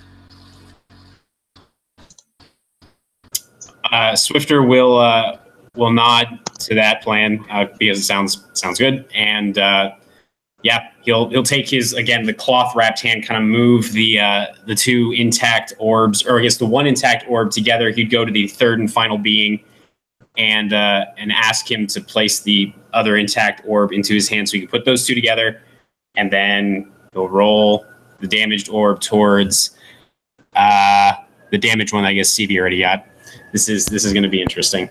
And before you do that, Cacophonix would definitely say, turn to Isleen and Subject X and tell them to leave the room, because this is going to be a big bada boom. So Isleen kind of staggers, struggles to her feet and staggers along. But then she pauses. I pause for a moment and I turn to the being that's still holding an orb, or one of the beings that we still have. And how can we damage? Can I damage this with magic? Okay, so I just want to be clear. So first off, Swifter, you were going to take the other orb that was being held? Correct. So we have the two intact orbs and the damaged one that CV damaged with his personal orb in like a little area. And Swifter is going to get some distance, kind of roll his cracked orb, his personal one, at the damaged one, causing those two to explode, and then hopefully also cracking the other two and causing them to explode. It's going to be a chain reaction. Yours is not cracked. Oh, balls. That's right. Forgot about that. Well... We'll just roll the big cracked one into the two uncracked ones, right? Because the big one is now cracked because of Civi's the little guy with that big explosion that we just suffered, cracked one of the big ones. So we can take that big one and roll it into the other two. To crack them. It will explode and hopefully crack the other two. There you go. That sounds good to me. That is what Swifter will do. And try not to get caught in the explosion if possible. Okay, so you're going to take. Who's picking up the one that one of the Belnorn is holding? So Swifter is getting those orbs in the general same vicinity. He's getting them all on the ground, out of hands, onto the ground. So we can go ahead and use Karen's brilliant plan. Okay, so it hands you one, so you'll have to roll a wisdom saving throw. That's right. That is a 15. You take 3 points of psychic damage. And you move it next to the one that was in front of you before. I believe so.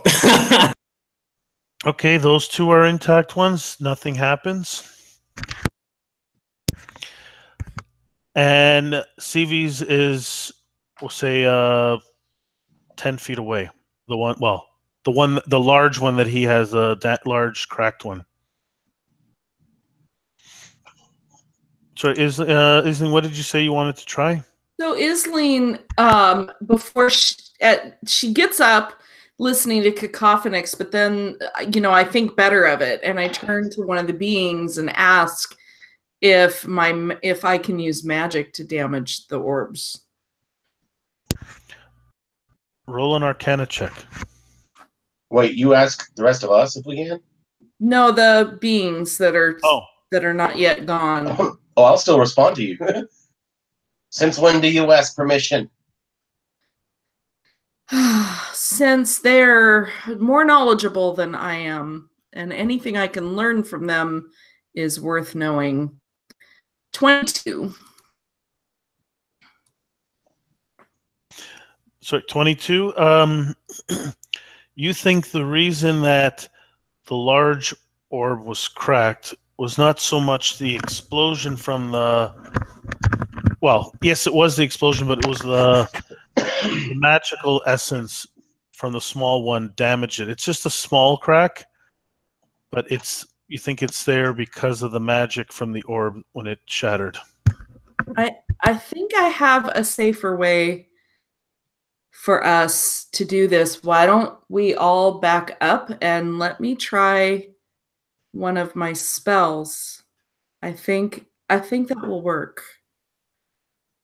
I am actually all right with this. And you see Swifter like wipe some blood that's trailing from his nose from the last bit of psychic damage he took. He looks kind of gaunt and just not at all happy with the situation. But yeah, he moves over to stand by you, Isling.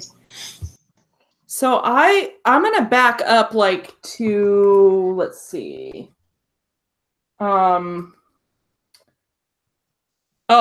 how big is this room? Because I can back up like 120 feet. We'll say it's 20-foot chamber. Okay. So I'll back up almost to the door. And I will gesture everybody to either come with me or get behind me into the other room. The Cacophonix is totally trying to usher Subject X out of the room and into that other orb room, like as far away as possible. Because, yeah, he doesn't want her around here. Let's see, and I am going to cast. So, did everybody leave, or Sure. what did CV and? Yeah, I'm good with leaving. Cool. So I'm going to cast Magic Missile on them. And I'm going to cast it at 3rd level. So that should give me a dart for each one. Let's see what happens. Oh, this is sad. Okay, so we have one that does 2 damage, 2 that do 2 damage. So I think I'll, yeah. Anyway, 2 that do 2 damage and 1 that does 4 damage. Sorry, I just want you have a 2nd level spell, not a 3rd. I mean, no, at 3rd level I got a 3rd level slot. No, you don't get. Oh, you're 5th right. level. 2nd level. Crap. Let me roll that again. Shoot, I got all I excited. was like, wow, 3rd level, and you have a 3rd level spot. Which wizard are you again? I'd like to play that one. It's that happened 3 different levels of spells, because cantrip threw me. Okay, so I'm only throwing 2. So I will aim at the cracked one, and I will aim at one of the whole ones. So the first shot is a 4, and the second shot is a 3. The one that's cracked.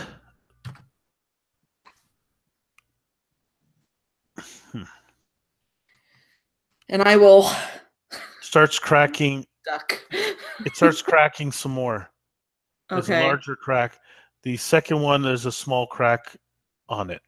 Okay. I turn to everybody else. I can only do this one more time, but let me try again. Isleen, Yes. I have an idea. How about you step out of the room? And Cacophonix is going to step in front of her so that he's about 10 feet away from... Okay, so whereabouts are the orbs in relation to a wall, say?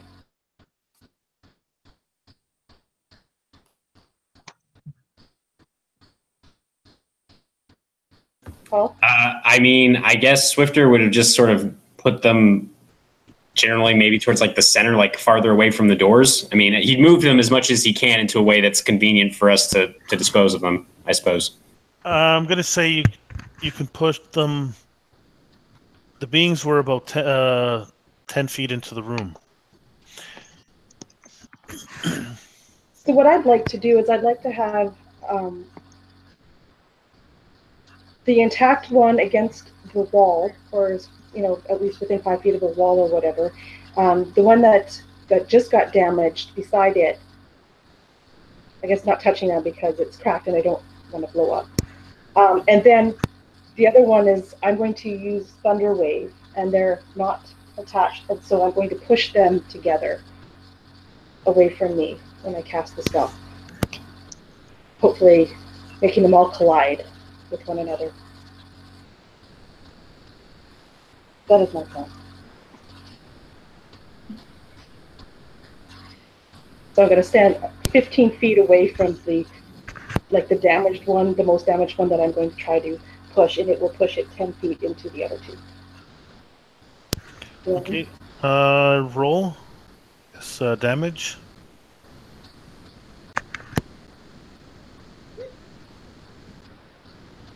And I'm casting this as a second level spell.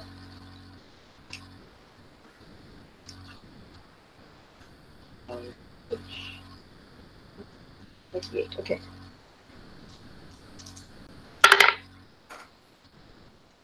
I rolled really bad, so that's 8 damage.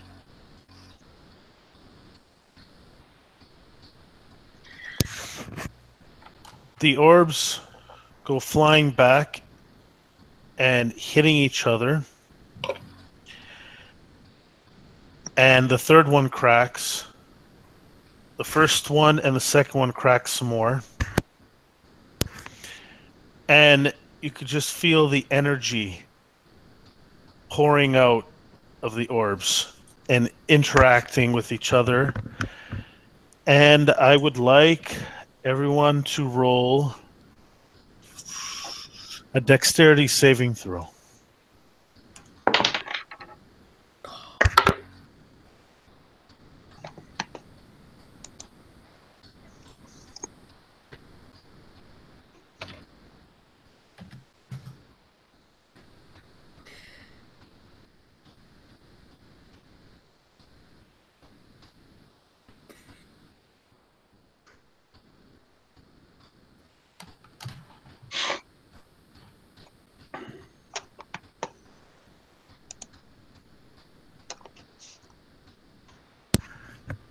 Sorry, Jason, you got 20? Dirty 20. 21. 5.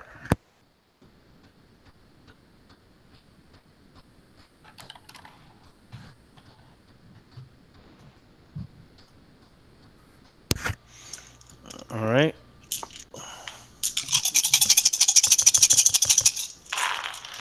Oops. Ooh. The one that was about to fall off the table, it became a 6. Oh my god, those are a lot of 6s. Let's put it that way. 5 of the dice have 6s.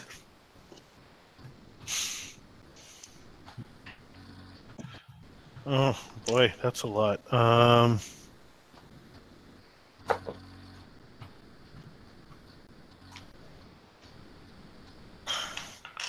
30 what? Oh boy. Okay. I'm gonna have to bring out the calculator in 1 second here. What? Okay. Well, actually, no. I know that's. That can't be good.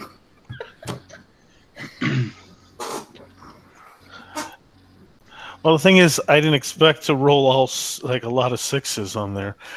Let's see. Well, that's the fun part about dice. Yeah. Sometimes they get the highs and the lows. It's funny, these dice, the last 2 games I've rolled, all my dice have been rolling bad. And this is the first time they've rolled really well. So. That's actually a good point that Karen just brought up. So what's the radius on this as it's about to happen? Because I think the only person in the room right now is Cacophonix. Yes, but nobody said they were moving much past the door. Is that correct? Yeah, true. That's true. That is true. So I've taken that into account. Cacophonix, let me go over these numbers again. Cacophonix, you take 43 points of damage. Not bad. Is that enough to kill you outright? That is enough to obliterate me entirely. Not just kill you No. outright, but also obliterate you entirely. Okay. Obliterate, yeah. And without prejudice. I'm trying to remember, is it negative hit points? I Uh, only That you could, if you take your Negative hit, max hit points. And negative you have to do Okay. so that damage is more than twice my full hit points, and I'm not at full hit Oh. points. Okay, well, sorry. Like the Death Star. Okay, that's my first player kill.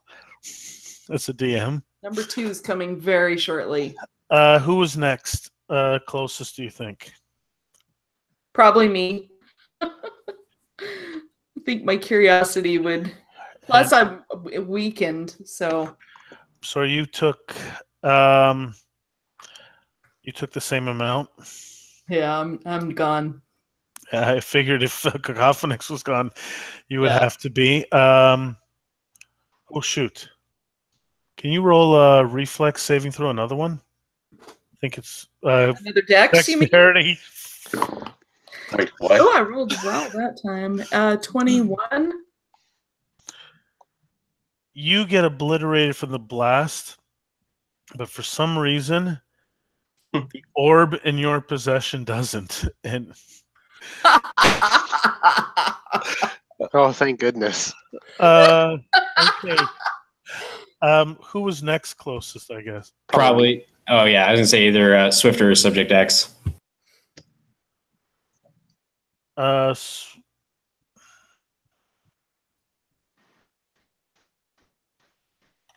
You take 21 points of damage, Swifter. Hooray! I'm not dead outright, just unconscious. Uh-oh. Yeah, I'm sorry, Connor. You take the full brunt of it. 43. Yep. Yep. And CV, This kills the Connor. you take the half. Exactly. 21. It kills me outright exactly. Oh. All right. Exactly. Not 1 point shy or 1 point more, but Wait, I killed the 3 magic users. Yes, you did. Well, they're easy to kill. Yeah. I had 24 hit points. Come on. You had a lot. As you should, Paul. As you should. Wait a minute. Don't you have magic spells too? Never mind. like 2 cantrips or something like that.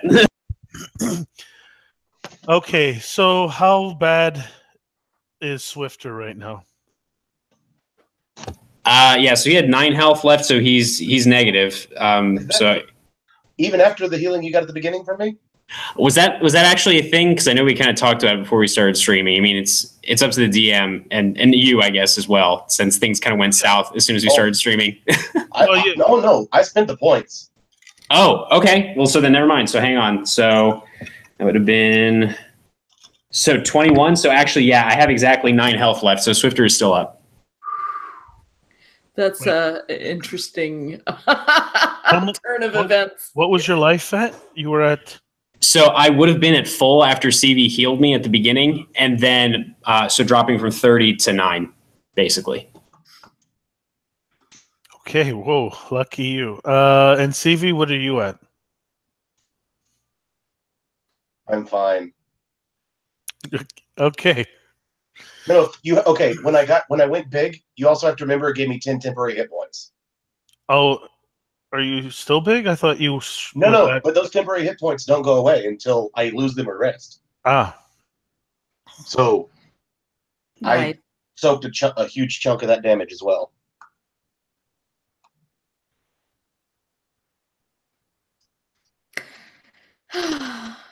sorry, one moment.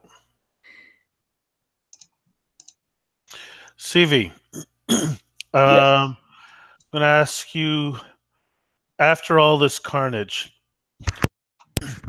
after most of your traveling companions that you've known for a few days are just... Okay, I haven't seen it. I've seen parts of it, but how they dissipate in Avengers Infinity War. That's what happened to the 3 of them. CV, I don't feel so good.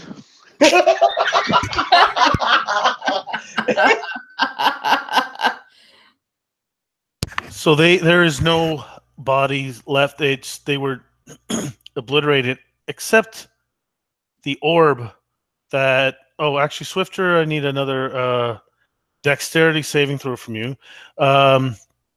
Isling's orb is in Sax. Natural 20, so 22.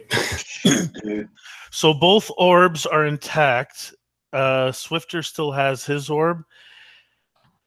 And Isling's orb, you think... Well, you didn't see another explosion, not that you were paying attention, but you think her orb is still fine. What do you do right now? Give you an action.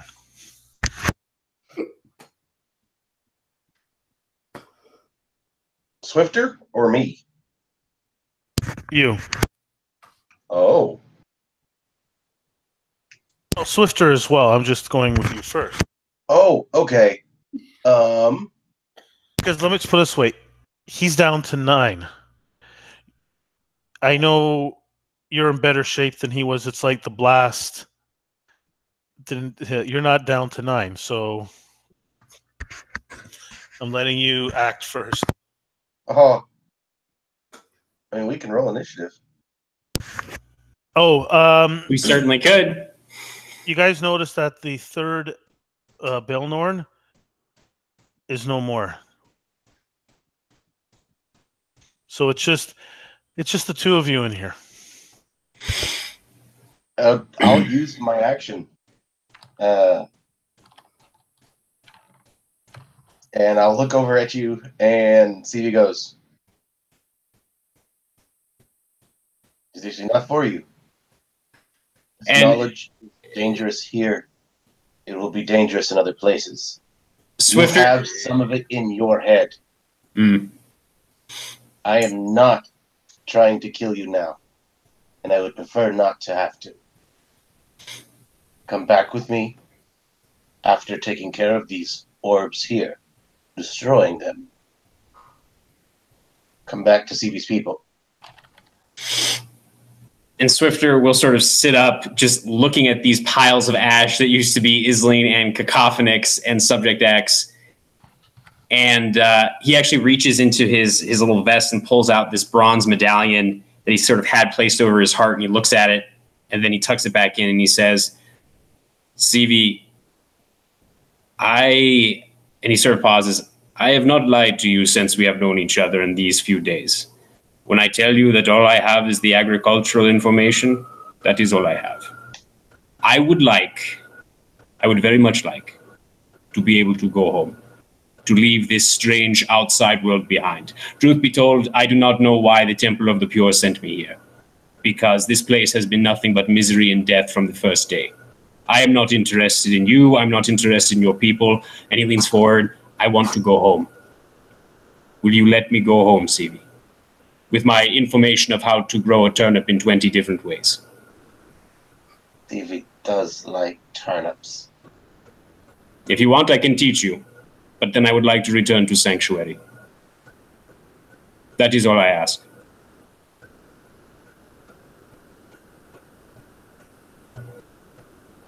Stevie wants you to understand this. Before we go any further, Of course. you already owe Stevie.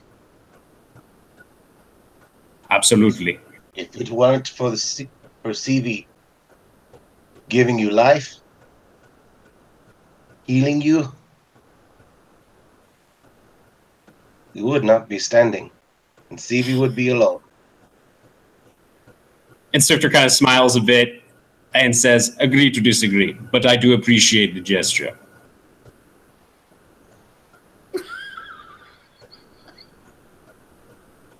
But I take your point, CV.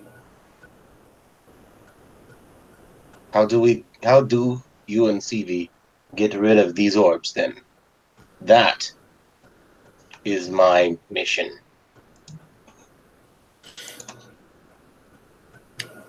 I will leave this to you, CV. I will wait by the entrance to the cave. I am not interested in being anywhere near this place anymore. You wanted to leave before Isling led us to this place. And he flinches a little bit when he says Isling's name. Probably the first time you've seen him do that. And he wipes some of like the dust and the soot and the ash off of his gray skin. If you want to destroy them, I will let you take the orb that I have. Use it. Use it to destroy the others. But I will not remain in this place a moment longer unless I have to. I am done. Give CV your orb and stand back. Of course. And Swifter will pull it out of his pack and kind of roll it across, and then he's just going to get up and hobble his way out of the cave unless CV attempts to stop him. Quick question. How were you two touching the orb? Cloth wrapped hand. Sack. Darn. Yeah, nice try, DM. We're not spellcasters. Yes, you are. No, CV is not. Well, Swifter CV is. has a plan. Because when I grow large, things that are on me grow large as well. Armor, weapons, gear. Got it. So there's 2 orbs left? 2 small ones, yeah. Perfect. CV will heal himself. Spend 2. Yeah, I got 12 points back.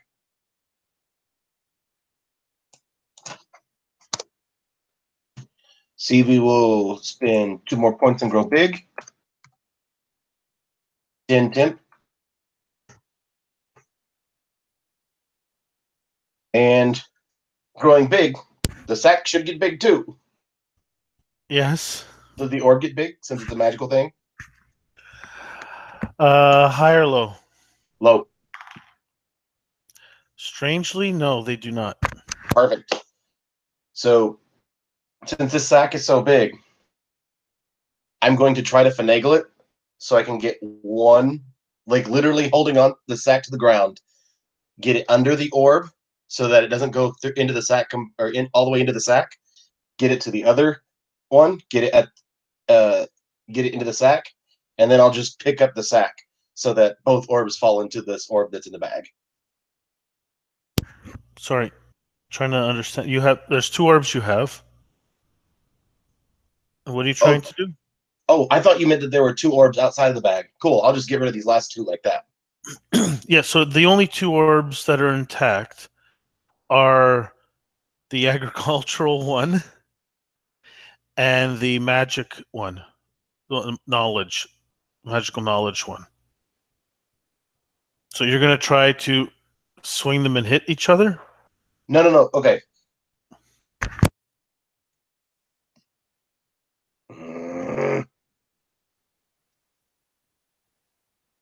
No. So since my sack's bigger, hold it up so that the orb that's in the sack is at the very bottom. Set that part on the ground and put the lip of the bag under the next orb.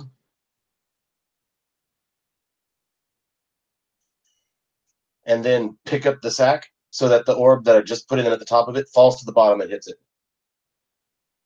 Not E minor. Please, anything but E minor. Sorry. So Swifter's left? As far as away as he can get. Yeah, I mean he is like full on hobbling. If you want, I'll actually burn a key point to do Step of the Wind and get the hell out of there because he's gunning for the exit as quickly as possible. Okay, so I just wanted to be clear on this. All right. No, you're good. You're good.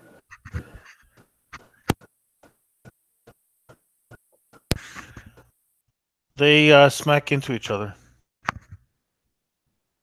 And that's it.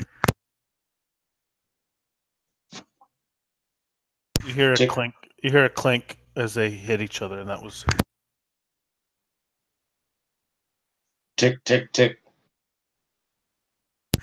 Yeah, just think you're smacking a couple of marbles against each other. Sure, marbles. Yeah, I was thinking pool balls, but yes, but you're not enough to crack them. Well, then I'm gonna throw this sack over my shoulder and go catch up with my friend.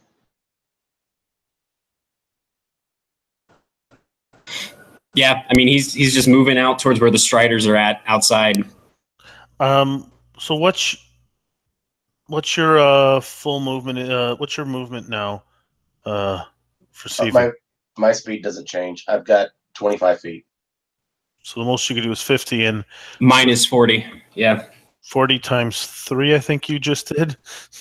Well, yeah. So actually, that was. I'm actually not going to use a key point. So if you want, I'll just regular dash, which would be 80.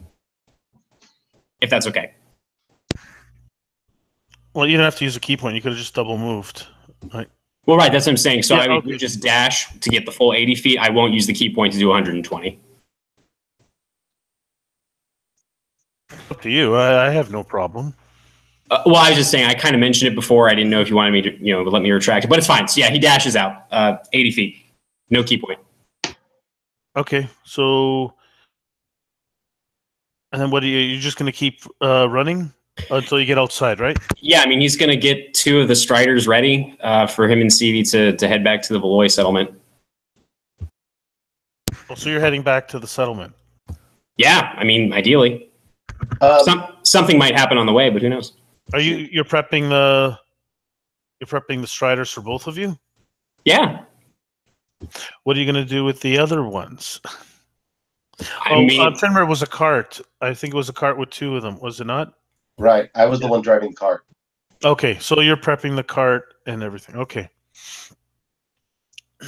So CV, you come out, and looks like they're ready. So you guys are heading back to the Valois village encampment. Yeah, I think so. CV has the remaining orbs in his bag, right? Still, they didn't explode. Yeah. Oh, yeah. CV explains that. Swifter Yes. holds up the sack. Click, click, click, click, click, click, click. Whoa. What happened? Why did they not explode? Why are you shaking them like this? CV has no idea. So what are you going to do? You want to take them back to your people? I will give them to my people. I will give them to CV's people. CV thinks that maybe they will know what to do with them. All right. That's fine with me. Perhaps your Templars will know how to destroy them then. But let us go. And Swifter will kind of get into the wagon and just sort of sit back in the cart, just looking at anything except the cave, clearly uncomfortable with what happened there. Seeing you uncomfortable, CV looks over at you. Clop, clop, clop, clop, clop, clop, or whatever sound these striders make.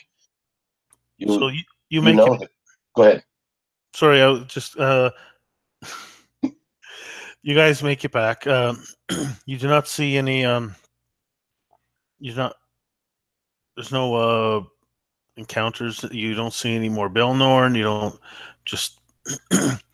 And you head back to the village. Let's see. Give me. I'll get you guys to roll a perception check. All right. Sweet. 8. I rolled. I have the -1 in the party. I rolled a 20 perception, a 21. So CV's paying attention to the road on the way back, and you're noticing things look a little different. You're noticing a little more. I'm trying to remember, I don't remember what I described originally, but let's say a little more greenery. Things look getting back.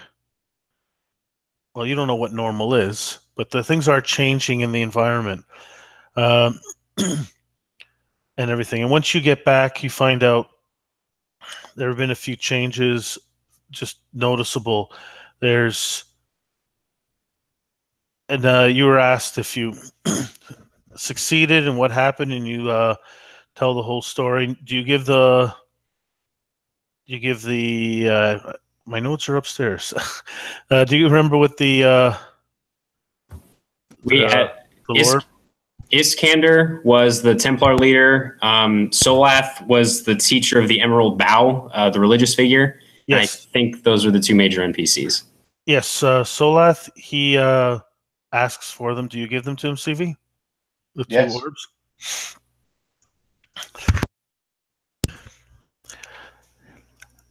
And he takes them away. And as you are told that things have been changing, and you sense that something had happened, and they have not seen any Belnorn for a while. Their scouts have come back and said that whatever ones they did see, they just dissipated. And so they think that whatever you did was successful in restoring and destroying the Belnorn. And Swifter, you are surrounded by guards. and they take you away to a pen, like a jail cell, and they lock you in there, and told that they no intention of keeping their word, that your people cannot be left to survive. It's the magic, and this is proof of all this. Magic is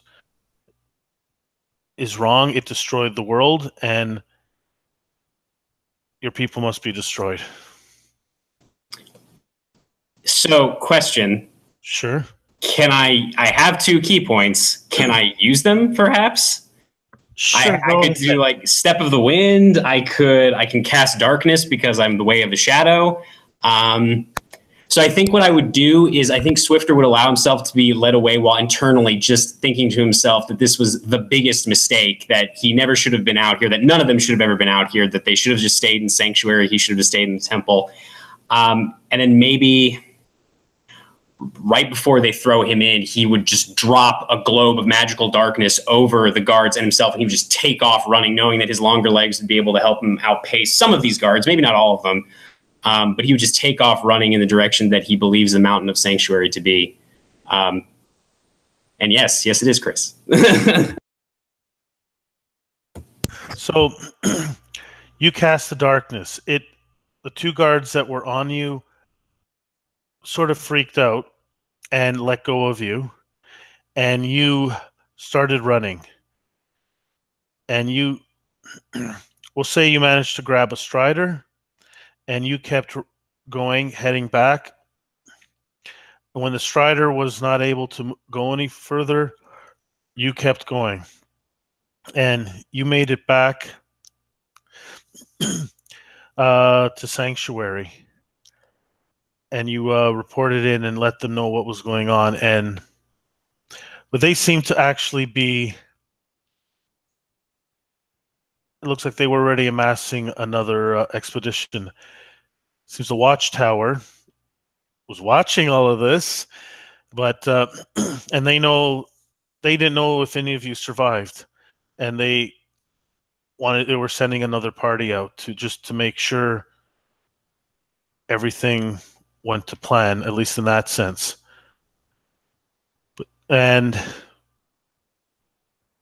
so the Sanctuary prepares for what might be their first massive war, massive battle.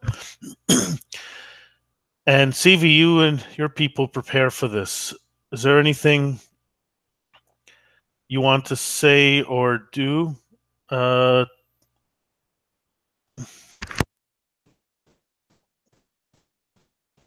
I'll go first real quick, just because I actually don't have much battery left on my laptop. So I think seeing this sort of force amassing for war, Swifter would start to vocally oppose this, just advocating for a complete and total return to the ways of how things were before, when Sanctuary was locked away from the rest of the world. He would definitely tell the temple elders at the Temple of the Pure that the Watchtower needs to be destroyed. I mean, before, the Watchtower was just this other organization that did these mysterious things for good or ill. They really weren't on each other's radars, but now he is openly advocating for destroy the Watchtower. And I think in a quiet moment, he would go to his apprentice, actually, who is a half-elf, half-hob at the Temple of the Pure, and he takes that bronze medallion off of his neck and he gives it to her, and he would tell her, this half-breed child, that he is not just her instructor, he is also her father, that he in fact fathered a half-breed child. And he would actually probably leave the Temple of the Pure shortly after that, just to sort of travel the underground area around Sanctuary, just becoming this lonely hermit in a way, while the rest of Sanctuary prepares for this terrible war. CV, what are you up to? CV's probably going to do something stupid. CV is going to find Iskandar. And CV, upon getting a meeting CV looks at him and goes, "Sir, CV does not understand. Everything has been fine through life at this point. CV followed orders. CV removed the Belnorn from the land. Why must we go to war with these people whom never have affected us?"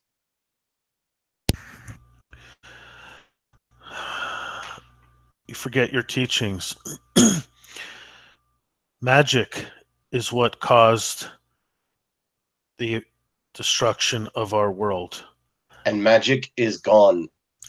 No, these strangers of this sanctuary have magic. It only be a matter of time before they destroy what we have rebuilt. The magic users died with the orbs. I saw them. TV saw them. There will be more of like them coming, and we do not want to make sure that all their magic is gone. So there's no one left to destroy what we have built.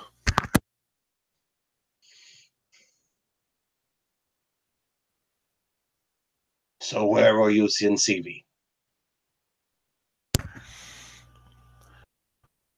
You have done a great service. You will be promoted and given your own squad, and you will lead the charge into the sanctuary.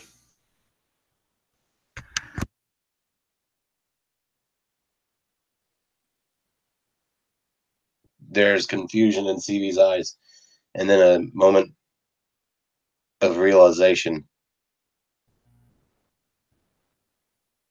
Then CV stands up, as tall as his little body can go. He says, "Yes, sir." CV will do as ordered. Keeping his head down, spins on his heels, raises his head, and walks out.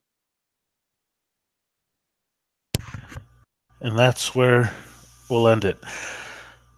Thank you, anyone who may watch this. This was end of a mini campaign, The Outside, and it's been a fun little trip that we had, and we'll let everyone give an outro. Any last words? We'll start off with Jason, whose laptop is dying. Oh, it's all good. I went back upstairs and plugged it in. Yeah, this was great, man. Definitely an interesting end to this long running mini campaign. I think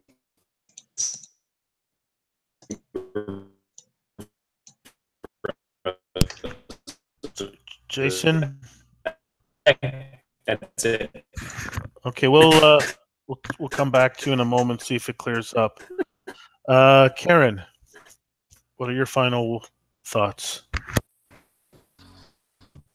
Damn it! Why did he live and not me? No, I had so much fun. It was great. A Cacophonix is going to haunt him every waking moment. I think that, yeah. Thank you so much for running this, Paul.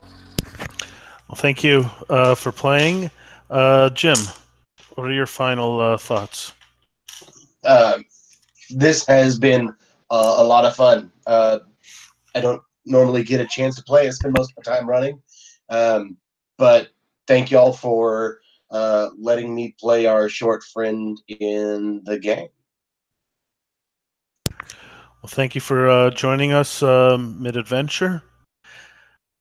We'll try Jason again. Yeah, sorry about that. Anyway, this is great. I know this is sort of an interesting ending to this long-running game, but thanks for sticking with it, Paul, and to all the great players who unfortunately lost their characters. You know, it's very sad. But anyway, it's been a lot of fun. So thank you for that, and check this out on Concepts and Characters. You know, I have pretty sure I have all the sessions on there, so I'll add this to that as well. So thank you, everybody. Have a good night. Thank you. You didn't sound too broken up about the rest of the party. It's one of those things, right? We all had differing opinions. That's what happens sometimes. Connor, you're up. Hi, I'm Connor. I had a blast dying and being nuked by a giant orb of force. I had fun with this. It was cool to explore this crazy world of people who hate magic but can also grow to weird sizes and talk in third person. It was a blast. Thanks for having me. Thank you. And Chris, your final thoughts. So yeah, it's been awesome. Thank you. It was especially nice to meet Jim and Jason for the first time. It's been fun playing with you. And thank you so much, Paul, for running, and everybody else. And it was a tragic ending, but we'll get through it somehow. Well, thank you to all my players. Thank you to anyone who may be watching. And, well, this has been fun. Bye, everyone.